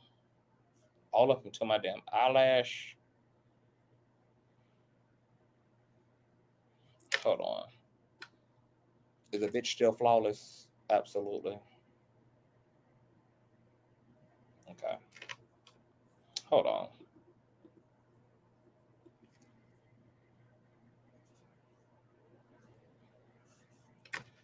To stay away in the night. Girl, this must have been the type of shit that Miss Fisher was singing about in Ease My Damn Pain, bitch. As I was sitting there contemplating all of this in my robe, sipping my wine on this Friday evening, my doorbell rings. I was not expecting company. I opened the door and found Sean. My heart skipped a beat. I was shocked but recovered quickly. I forced a smile and told him with a slightly slurred speech, "Hey, come in." Shit, I am way more intoxicated than I thought. Shout out to my baby mother, Shelly Boo, for the nasty piece of child support check. Thank you, baby. I am way more intoxicated than I thought. Sean entered looking around suspiciously, then turned to me and smiled, saying, quote, "You haven't been returning my calls. I just wanted to make sure you're okay." I'm fine. He obviously was not here out of concern. He was checking to see who was here. Sean was controlling like that. Yes, even though we're not together and he was dating someone else, he started to make his way to the living room. I attempted to put a quick end to the visit, but it came out a little more directly than I intended. So since you can see, I'm fine. You can let me go to bed now. Part of me wanted him to stay as he entered the living room. I was forced to follow. Sean was very direct with his next inquiry. Is someone else waiting for you? No. But Sean, we're not together. You're dating someone else. I can fuck whoever I choose. With this, Sean became irate. He fiercely slammed me to the ground. Then he pulled out a 22 and sat it on the end of the table. He turned to me calmly. I was scared. My voice quivered. I pled to him, "Sean, please stop. Quincy's here." Girl, y'all better support the king, bitch. I'm putting on a show for y'all tonight, baby. How did we get here? How did we get to the point that he was in the living room threatening me with the GUN? He knelt on one knee and got right in my face to say, "You're mine. You don't have a choice in that now. I can't live without you." He stood up, composing himself. I was terrified as I whimpered, "Sean, that's not love." Sean picked up his GUN and cocked it. He looked at me almost thoughtfully and asked, "Have you ever heard, if I can't have you, no one can?" "Sean, please don't. Please, Quincy will hear." Sean smiled and put the GUN away, saying, "Oh, this is just for dramatic effect. I will never shoot you. If I was going to unalive you, no one would trace it to me. You know how many people I've had to take care of over the years. It would be quiet, something in your food or drink, something that would never get back to me. I wouldn't shoot you. Do you understand?" I could only nod, tears flowing down my cheeks. He looked at me thoughtfully as he reached down to help me. I could do nothing but agree. He's a terrifying monster. Now he wanted to smooth it over, and I had to go along with it. What else could I do? "Listen, baby, I don't ever want to hurt you. You know I really love you, or I would have moved on. Thinking about living my life without you was just hard. If someone ever tried to hurt you, I would unalive them." My back hurt from where I hit it on the table. When he shoved me, all I could do as he helped me up was nod that I understood through my streaming tears, which he wiped. He looked toward Quincy's room. "Let me say goodnight." "No, Sean, please." Thinking quickly, he has to get up in the morning. Sean looked at me with the unreadable look. He was studying me. "Okay, I'm gonna go." Nervously, I walked him to the front door. "This is over. Thank God." He kissed me. I didn't want him touching me, but I couldn't refuse. "Kiss Quincy for me." I tried to keep my composure as I replied, "Sure, Sean." He opened the door to leave. The bodyguard that was waiting outside escorted him to the car. This was far worse than I realized. Why would he need a bodyguard at my front door? How was he anticipating this to go? After I shut the door, I had another drink. For tonight, the nightmare was over. I sipped on my wine and cried. The next few days, he sent dozens of flowers. He brought Quincy expensive toys. He didn't want me. He wanted me to keep his secret. I'm trapped. He has the authorities under his thumb. I can't go to them. This is like a gangster movie. How high up does his power go? How far is his reach? The FBI, the CIA? Who is not corrupted or won't get silenced, but their upper chain of command? Can anyone help me and my child? He found his way back to my bed. I had no choice. Chapter 12. A Mama's Love. Mm, mm, mm, mm. Wow. The calamity that ensued behind the death of Biggie shook the East Coast. It rocked me as well. Sean could have stopped it. He was complicit in it. He was a contributor. He knew it was going to happen and didn't stop it. This was his friend. No, they were not nearly as close as Sean would have the public belief, but still, as far as Sean was concerned, we were great. To the public, we were just having the off and on relationship of a normal couple, and I probably just seemed like a money hungry hoe. But the truth is, I just got used to not having a choice. Today, I recognize it for what it is: Stockholm syndrome. I was at its beck and call and had become comfortable with it. Quincy had everything he ever wanted, with the exception of course, of a normal parental figure. This is why this chapter is so powerful for me. A mother's love is so real. One night I was out with my boyfriend. Yes, we were on again. And we were joined for dinner by none other than Miss Wallace. Sean looked over as security allowed Miss Wallace to approach the table and sit. Miss Wallace spoke with a smile. Hello, Sean. Hi, Kim. I smiled the best I could. What a situation. For all intents and purposes, she is sitting with her son's unaliver. I hope my voice didn't betray my feelings as I said, hi, Miss Wallace. Sean smiled also as he said, hello, Miss Wallace. What can I do for you? When I got your call, it sounded urgent. He was able to appear as if he was smiling warmly. This was the creepiest situation of my entire life. She looked at Sean with pleading eyes. I know this isn't your problem, but things have gotten kind of hard. I was hoping that you could send some of that money Chris made with you this way. Sean shook his head. That's not something I can just do. There are attorneys and accountants. Can I maybe help you out with a little something to get you past the hump? Sean reached into his pocket to dig for his wallet. I haven't even seen how much Chris left. It's going on 2 years. Just how long is this going to take?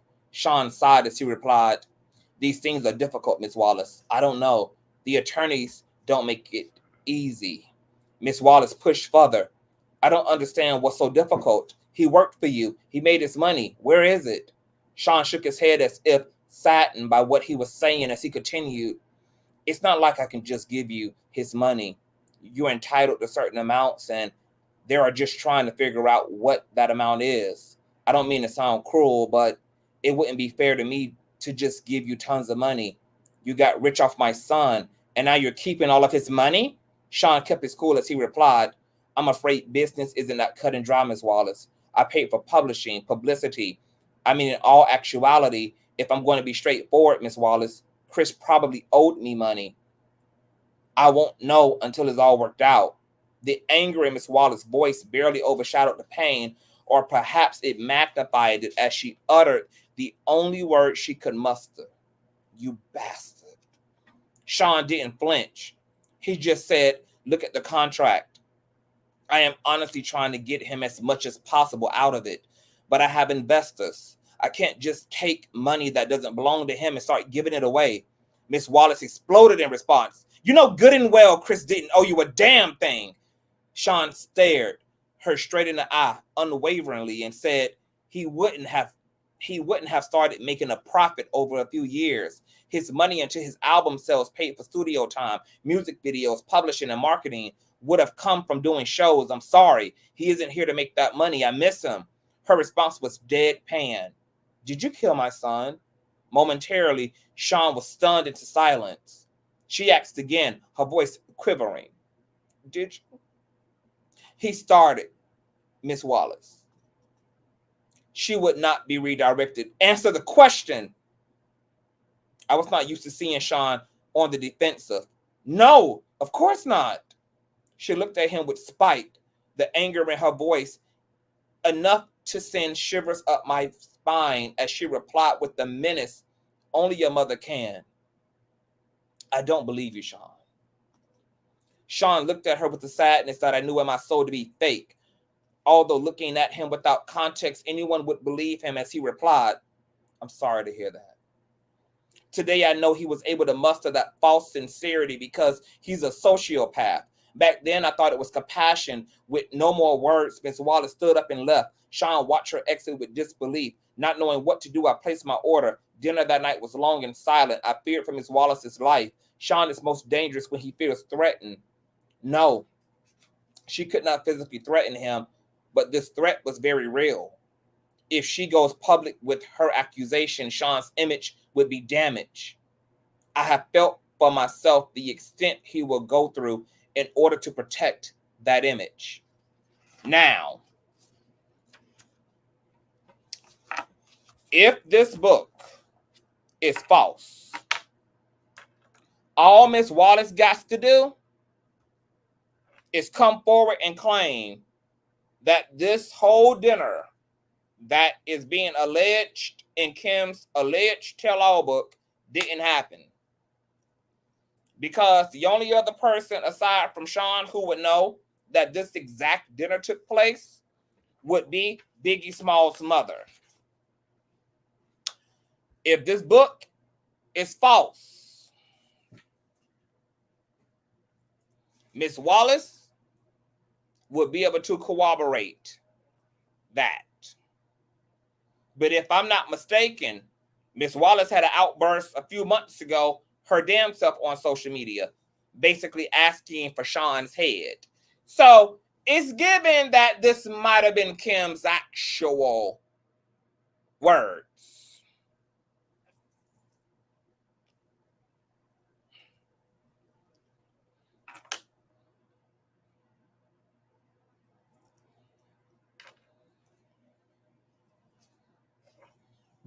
All right, chapter 13.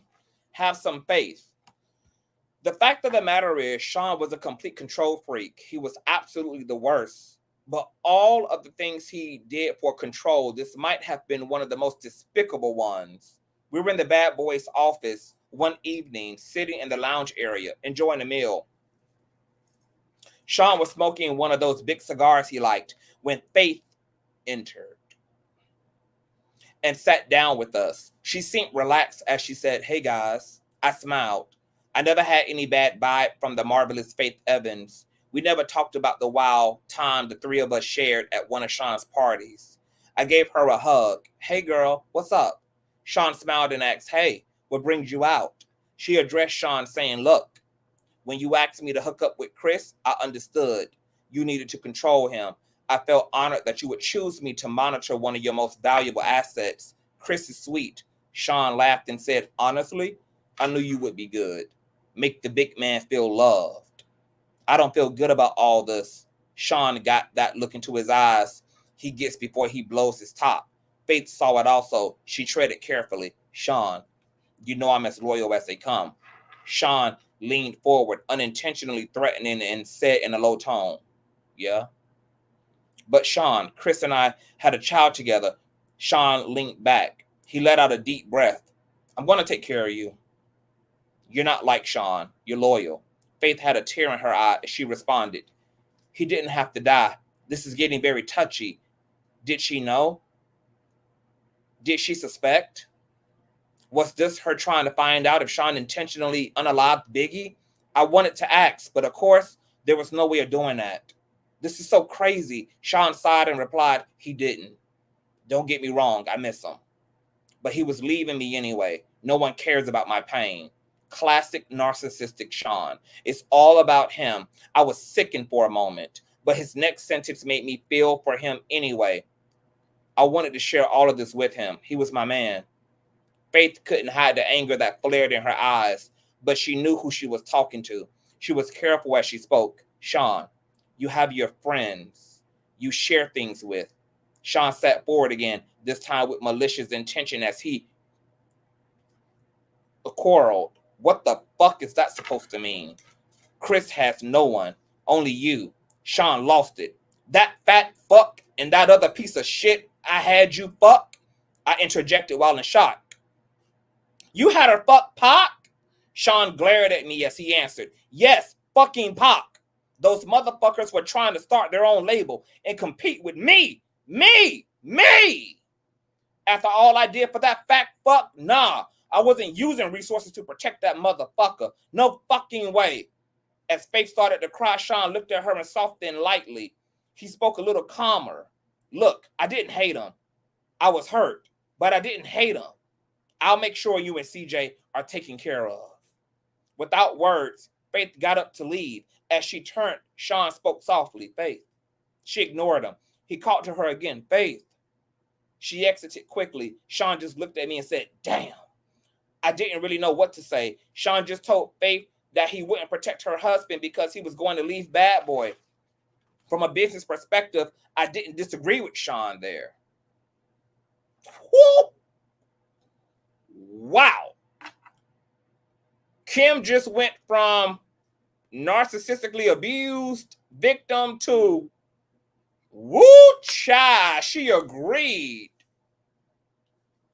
with the way Diddy handled this issue over business. But yet early on in the book was crying aloud about how scared and disgusted she was. If you're leaving and creating competition for him, why would he spend resources on you? So I hugged Sean, but I also knew he didn't have to send Chris to California. I wondered if he realized that he sentenced him to death. He hugged me, back with tears, his eyes as he asked, how the fuck am I the bad guy, huh? I fucking do nothing but bust my ass to make everyone live comfortably, and I'm supposed to just let niggas walk all over me.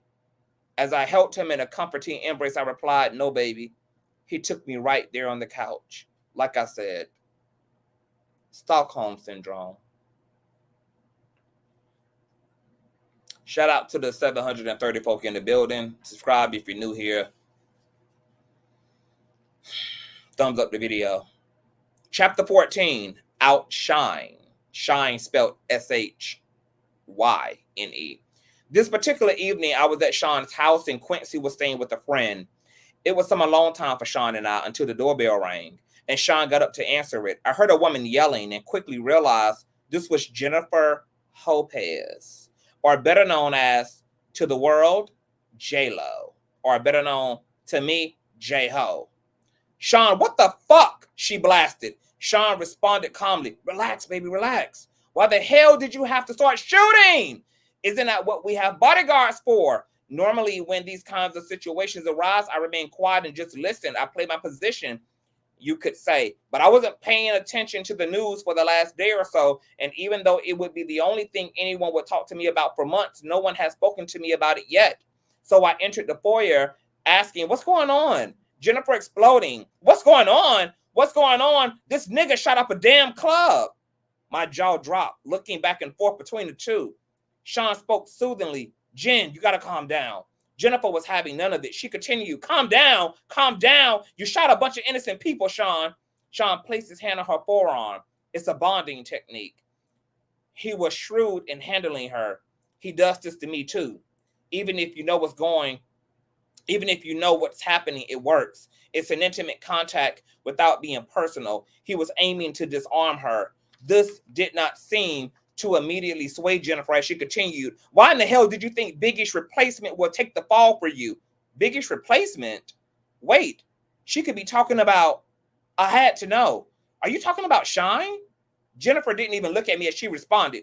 Yes, fucking Shine. Sean continued with a calm and even voice. Relax. The situation is under control. Jennifer was not calming down. She went on. They contacted my attorney for my statement. And there's a lot of witnesses, Sean. There is no way you're going to get away with this. Sean's arrogance can be immeasurable at times. He laughed as he asked, you're doubting me? I couldn't believe it. I had to know. Sean, what could you offer him that would make him do a bid for you? Like, what the fuck? Jennifer also remarked. And what if he falters halfway through his sentence and starts talking? Sean responded as calmly as ever. He won't do that. People in jail don't cross-connected people on the outside. Jennifer looked deflated. So you'll kill him also. How much does she know? Look, I'm not going to threaten anyone. Sean is smart and loyal. He knows how it works. And when he gets out, he'll be well taken care of. Jennifer spoke defiantly. Sean, they want to question me. I'm not perjuring myself. I'm not going to jail over this. Sean seemed so in control. I admired him for it as at this point, but my spirit was broken. I felt bad for Jennifer. She catches one bad break after another, and this was really a bad break. Sean spoke with confidence. Relax.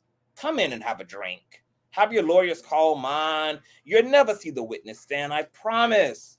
Jennifer wasn't so sure. She asked him, how can you possibly know that? Sean smiled as he replied, between Shine's confession and the witnesses that gave their accounts, the cops won't need much else. The statement from your lawyer will be fine. Jennifer's next concern popped up. She explained, my attorney. Sean, he's good, but he won't do that. Beaming with confidence, the way only a man with his net worth can, Sean responded, sure he will. Jennifer shook her head defiantly as she responded, Sean, you don't know him. Sean's unbreakable confidence was ruling the day. Jennifer was giving in as he told her with a smile, I got this. Sean, are you sure? Sean gave a wink. My attorneys handle situations. Give him my number too. Jennifer seemed leery as she asked, you're not going to threaten my attorney? Sean laughed as he replied, no, of course not. Money talks, baby. He turned to me and said, take her inside and pour her a drink. I had questions of my own. But you were going to make Shine the label's go-to man? What are you going to do now? Sean looked disappointed as he responded. He had the voice, but his flow, he sighed. Well, artists with his talent are a dime a dozen. Looking at Jen, he continued, he's not a once-in-a-lifetime find like Jennifer Lopez. Now he's throwing on the charm. Despite the situation, she blushed slightly. Sean continued, let's grab that drink. Let me handle the attorney situation. Relax. Don't worry. We left the foyer and went to have a seat in the living room. He tried to make a threesome happen that night. It didn't work out. Not that day.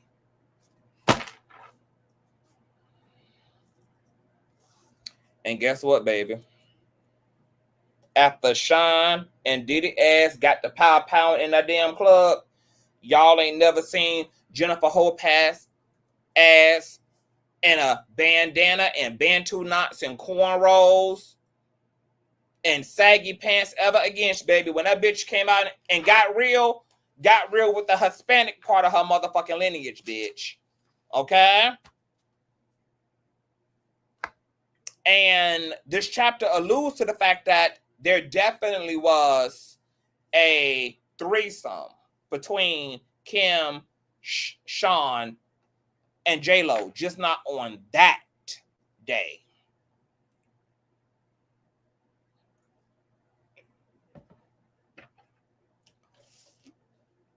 Baby. Chapter 15, Queen Bitch. Kimora Simmons and I went out to have drinks. She was looking at me seductively, and I was turned on. We were gonna go back to my place afterwards, but suddenly after a sip of my drink, I felt like I had to vomit. I excused myself and barely made it to the ladies' room. When I came back, Kimora asked, you feeling okay? I'm fine. I've been under the weather the last couple of days. I think I'll head home. She said, your breasts are looking kind of plump there, girl. Embarrassed, I whispered, not in public. She replied simply, are you pregnant? I was taken completely aback. Why the hell would you say that? She let it sit there for a minute. I bet in her head she was like, wait for it. Then it hit me. Shit! She gave me a minute before continuing. So what you gonna do? I didn't understand. Gonna do? If it's not Sean's, fuck. If it is, with the shock wearing off, the scope of the situation began to take a hold.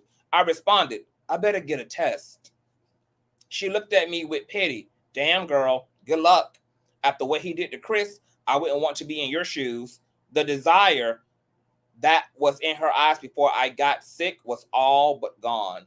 As I began to stand, I realized what she said to me, and I paused. She looked at me flatly and said, ain't nobody stupid, girl. I didn't know what to say. The question still lingering in my mind despite everything I knew. Did Puffy intentionally unalive Chris? She brought me back to the moment by saying, go. Not knowing what else to say, but knowing I had to deal with my situation right now, I replied, I'll hit you up. She sighed and simply repeated, good luck.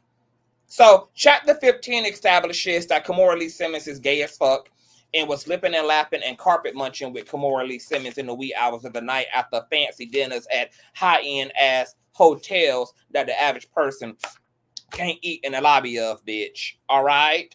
Chapter 16, Christian. The next day, I was sitting on the couch and deep in thought when I heard the doorbell ring. I went to let Sean in. This was going to be scary. We made our way back to the living room and we sat down. Quincy was asleep. Sean seemed legitimately concerned. What's so urgent? I didn't know what else to do. I just blurted it out. I'm pregnant. The air in the room was as thick as J.Lo. He was quiet. What is he thinking?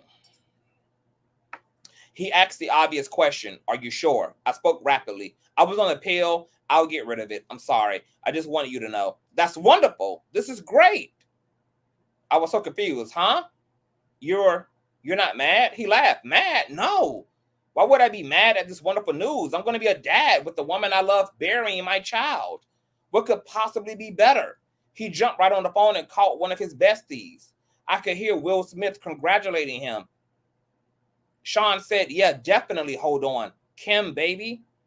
I was still in awe of the fact that he didn't get angry. And yes, I will admit, I was sure he was going to hit me. So it was relief when I replied, yes. He told me excitedly, we got to have a party. His excitement was contagious. I was getting really excited too.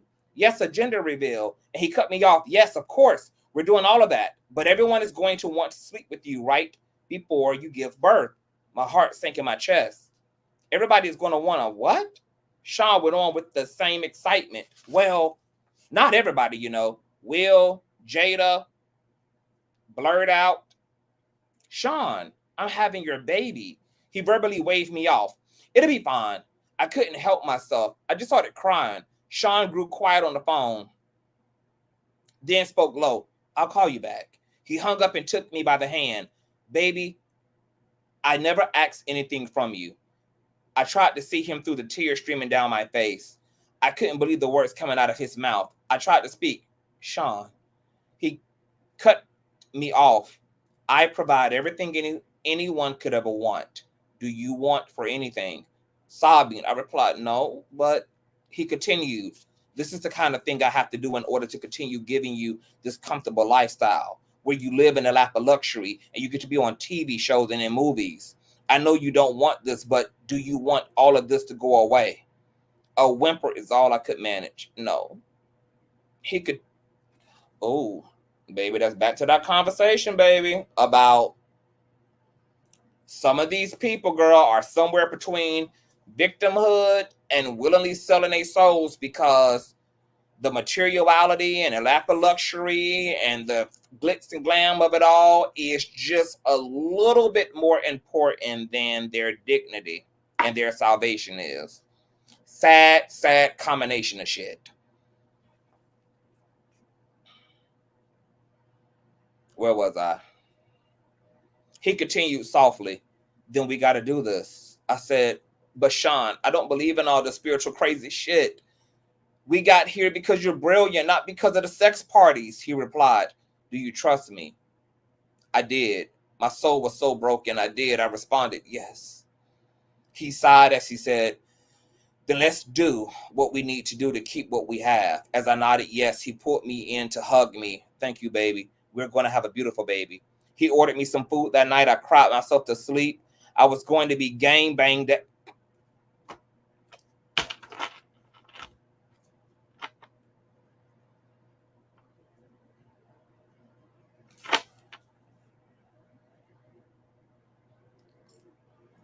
Did y'all find the bush? I was going to be gang banged at 9 months pregnant. Did y'all find the bush? I requested a bush about 20 minutes ago. I want my children out of this life.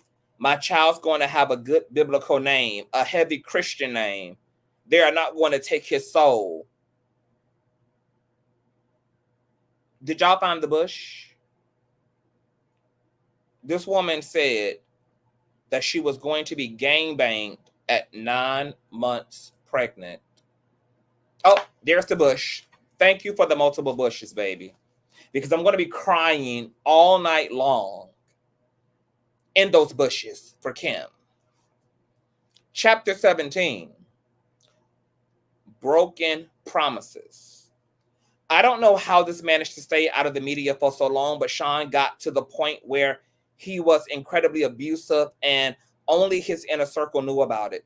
The artists were all too afraid of him to say anything. He had gained so much power, no one would say anything. Puff Daddy was a kingpin. This Monday afternoon, Quincy was in school and our son Christian was with his nanny. I still had to make a living. I still loved the camera and had to just cast for a new movie. Sean was coming over to celebrate with me. Just the two of us. I was in a bathroom when he came in. We were supposed to go for dinner, but he was in a foul mood. Sean yelled, "What the fuck?" I would have to walk on eggshells as I came out of the bathroom, but I found him holding flowers, so I smiled. "You brought me flowers?" Sean yelled, "No." "So who the fuck are they from?" I was bewildered and told him honestly, "I don't know. Probably just a fan." He threw the attached card at me. I picked it up to read it. He slapped me so hard I hit the ground. Sean yelled, "Who the fuck were you with the other night?" I looked down at the card that was laying on the ground next to me and it read, "The other night was amazing. We must do it again." Shit, I tried to explain. "Sean," he threw the flowers at me. "That's not how this works. You have my child. You don't touch anyone unless I allow it." I yelled back, "It was just coffee with the producer. It was nothing." He glared at me and asked, "Who the fuck is this producer?"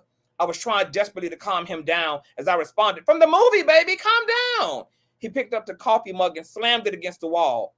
Coffee flew everywhere as he yelled, "Who the fuck is this nigga think he is?" "Sean, he's just some producer. We talked about the role and me maybe starring in another movie that he wants to produce. I swear that's it, Sean." Sean exploded even more. He wants to put the move on my fucking family at the top of his lungs. My fucking family. He flipped the table, breaking it. It was a heavy table, but Sean is stronger than he looks. I pleaded with him, "Sean, please." He yelled at me, "What?" I tried my best to calm him down.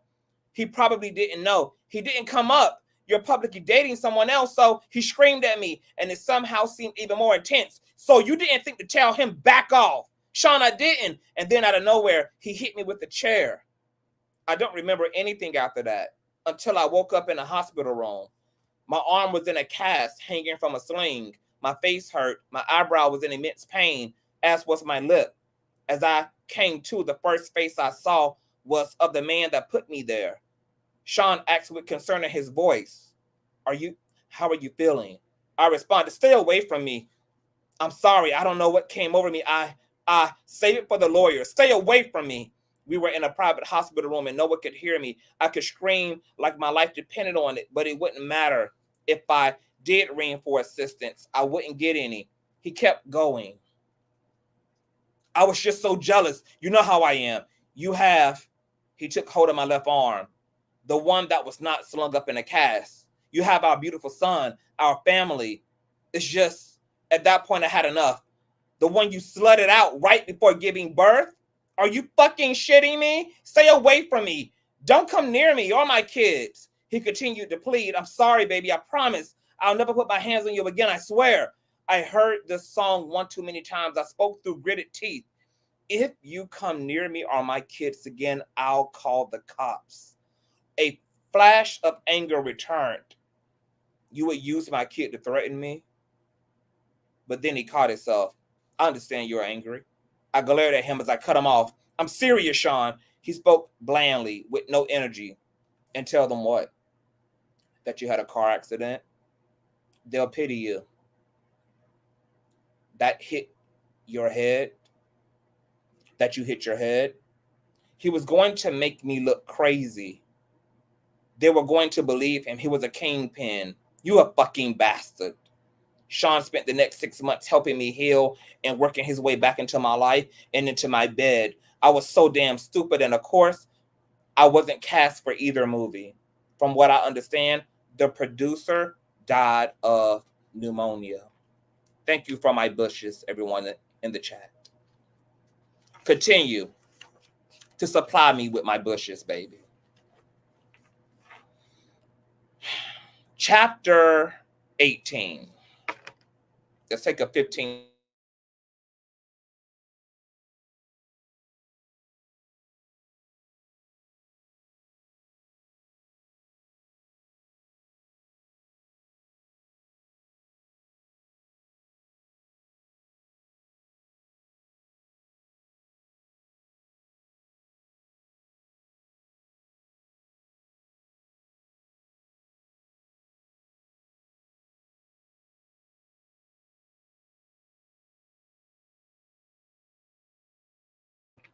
I'm sorry, y'all. I was taking a squish.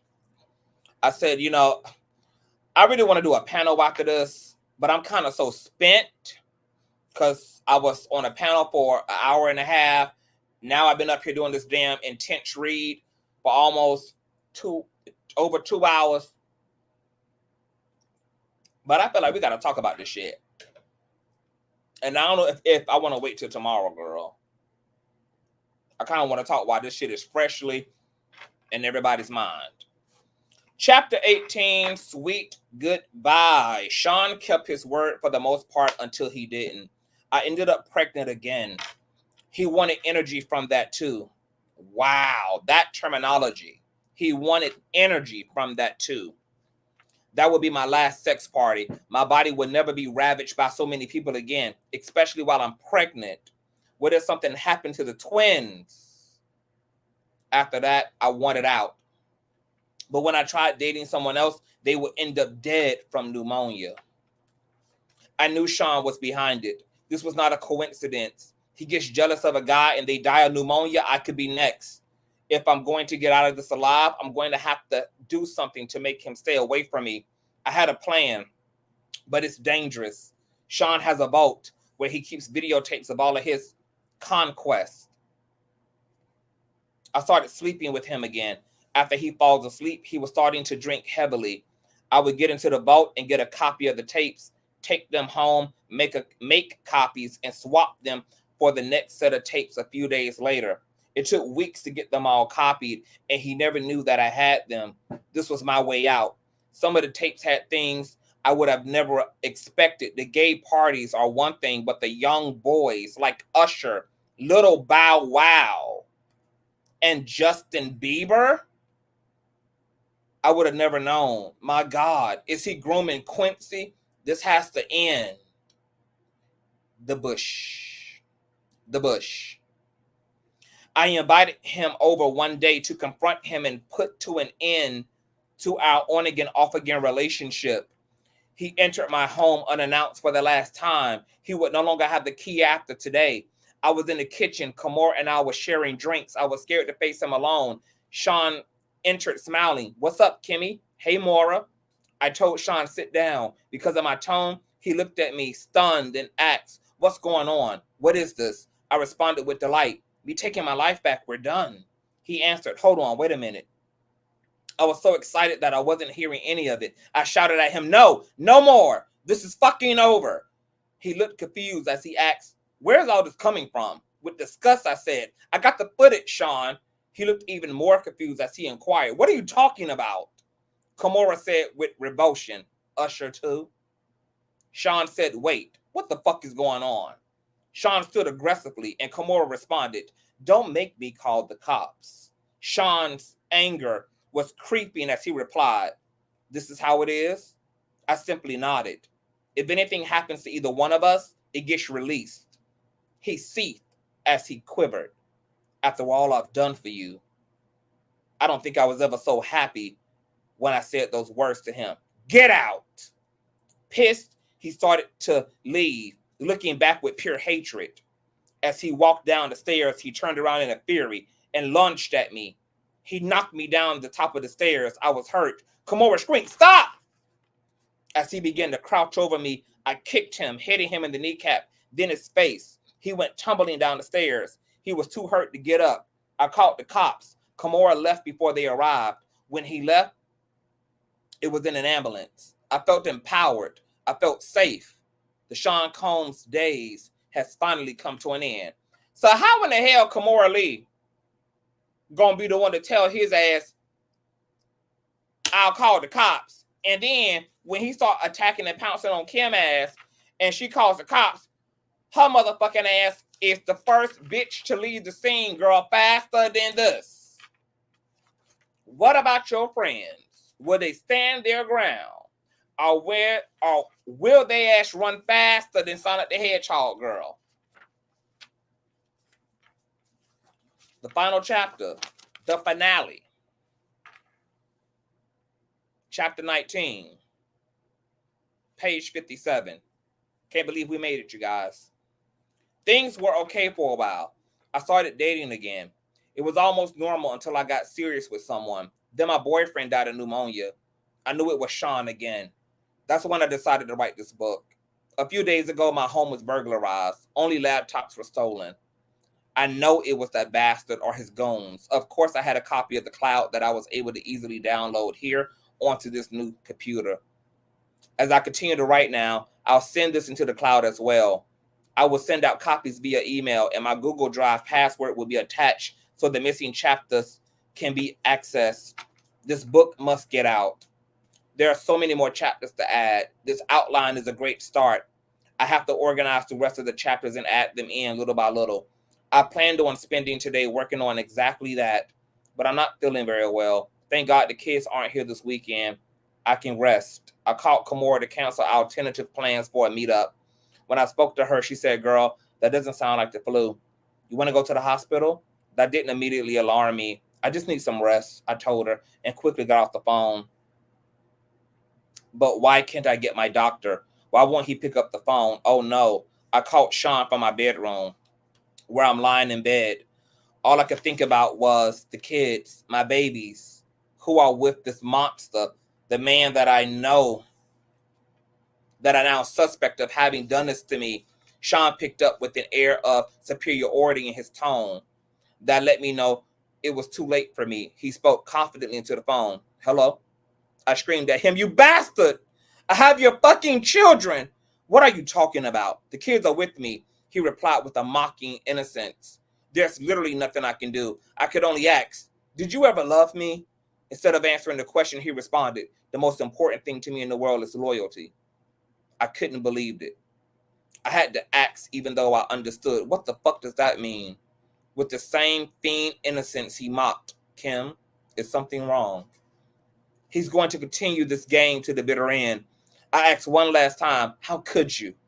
Again with the narcissism I had not come to despise, he responded, how could I? Do what? I gave you everything. You went to someone else.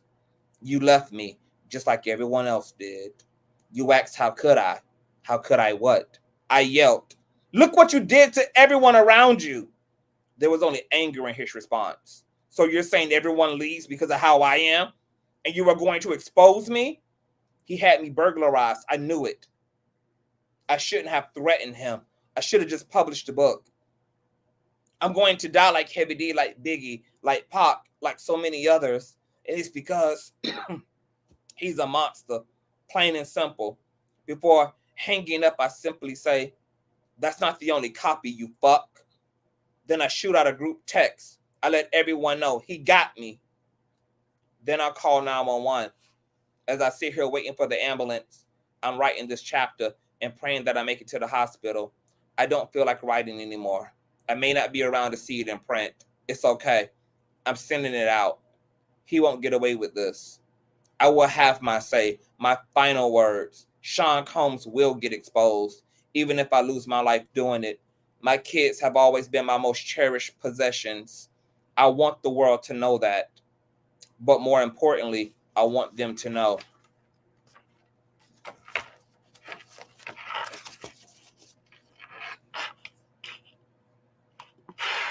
And that's the end, my friends.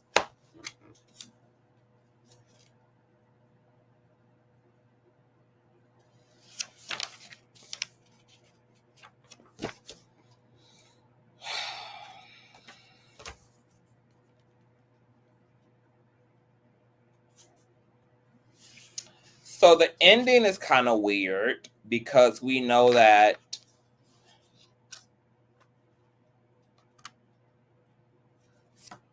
I'm gonna have to go back in as it relates to Kim's ending, because I know that she had some at-home visits. She wasn't really hospitalized toward the end. I believe she was prescribed some medications. But the whole sitting there waiting for an ambulance, I'm gonna have to go back in, because I did a whole live stream when the autopsy and stuff report came out and the details around her death resurfaced.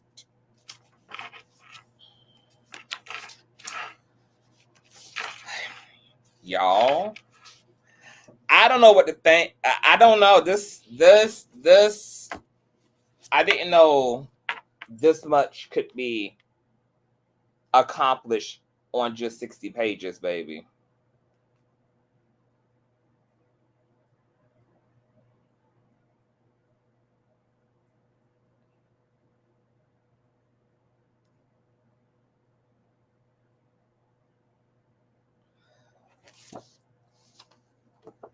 I'm gonna have to sit. We're gonna have to have a panel discussion, discuss this book.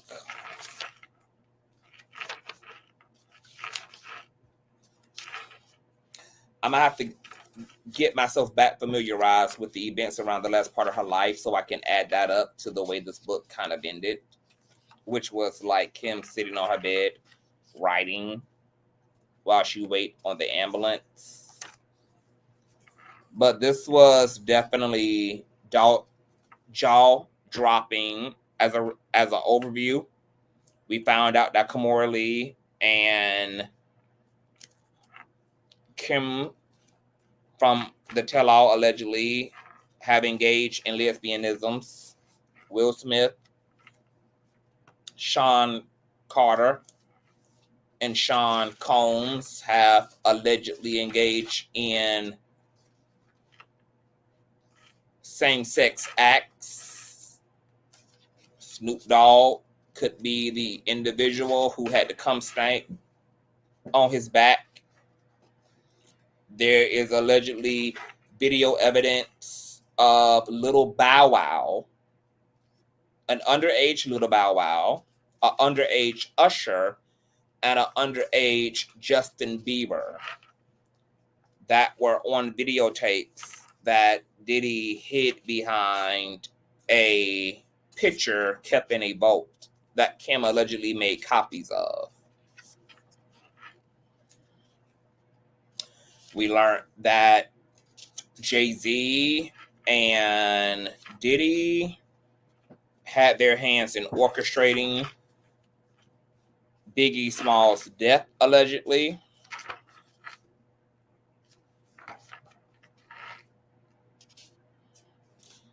Apparently, Biggie Small's mother cussed Sean Diddy Combs out over her son's royalties and monies, which we know Diddy is good for not giving back to his artists. We know that he assaulted Kim on multiple occasions. He subjected her to freak-offs even when she was 8 and 9 months into her pregnancy.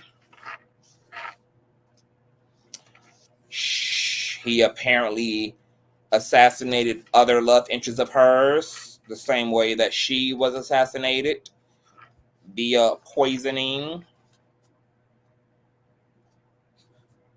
We discovered that Mammy J. Blige, Sean, and Kimberly had alleged threesomes along with Sean, Kimberly, and J.Lo. And apparently Mammy J. Blige and Sean was also intimate prior to his relationship to Kimberly. Kimberly was apparently sexually fluid. She had did Diddy in the ass to the point that he was pooping all over the sex toy, begging her to do it again, to push it in deeper and deeper.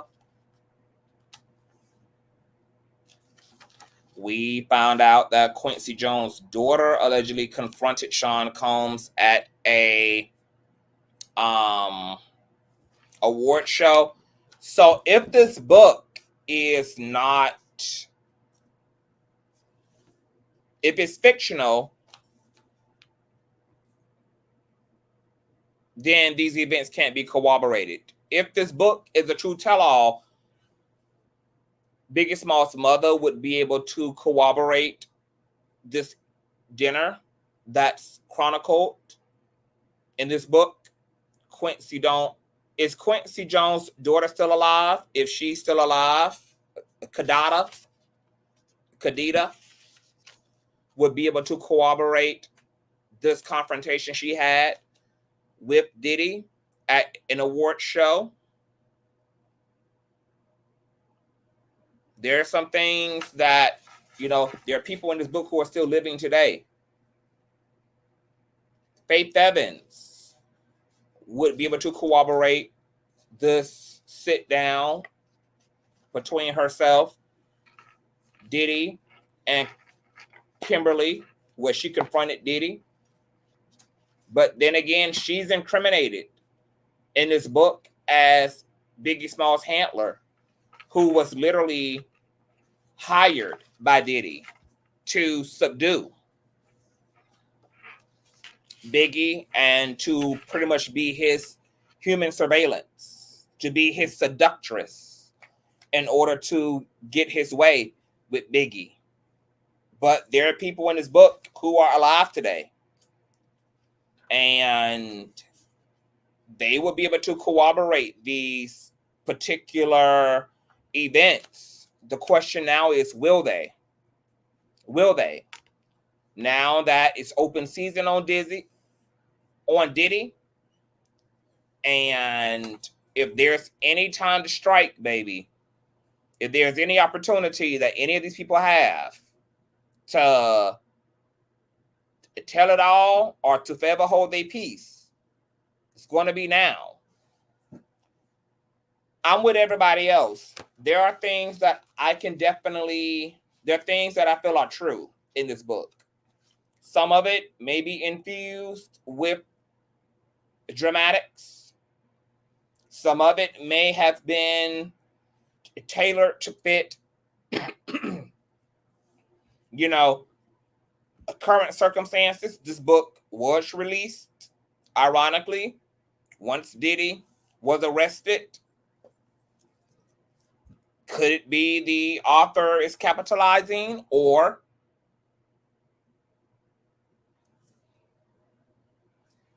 could it, as he said, he felt safe, like apparently everybody else who's coming forward feels safe publishing this book without a lot of consequence because Diddy is behind bars. But I do not think this entire book is untrue. I think it's a mixture of truth and probably fan fiction. The author did say that he did blur out some people's names, etc. And he also claims that he was presented with tapes that are being shopped around that are allegedly featuring Usher and Justin Bieber as kids.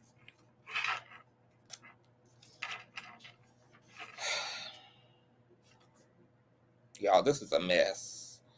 This is a fucking mess. We found out that Quincy and Diddy apparently got intimate at some point without Kimberly, and then there was an attempt at a threesome, and she was so shook up by how bad Quincy ass and not Quincy, I'll be sure.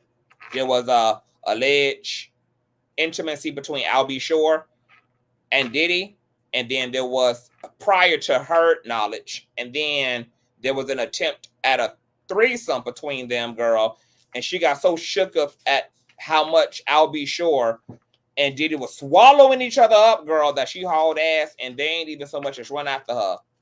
because they were so far deep in each other's pussies at that damn point.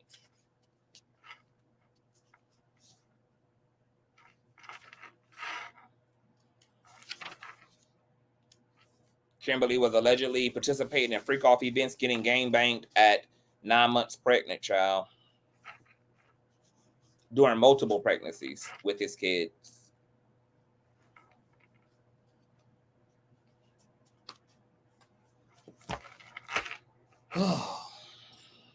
No, there was no mention of STIs, STDs, child.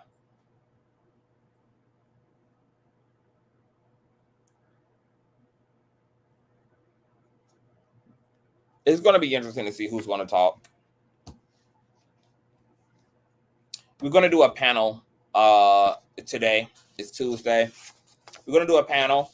I want an open panel discussion. And we'll get up here and talk, girl, as a clan, girl. We got to talk about it. We have to get into it, child. This was very interesting. You guys thumbs up the video, share, subscribe. Tell me what you guys think in the comment section, girl. Do y'all believe the words of this book? What do y'all think? If you guys have more context for things that were mentioned in this book, leave the context in the comment section, girl. Speak what you know, what you heard, who done said what, put the puzzle pieces together, child. And I'll see y'all, girl, on a hot Tuesday, baby. This is some wild shit, baby. This whole shit is wild, y'all. I'm a get out here and decompress, baby. I've been working all day enslaving, child. Y'all know the Cash App, the PayPal, all information is in the description box below. I love y'all. I will see y'all later today with the open panel show. Peace.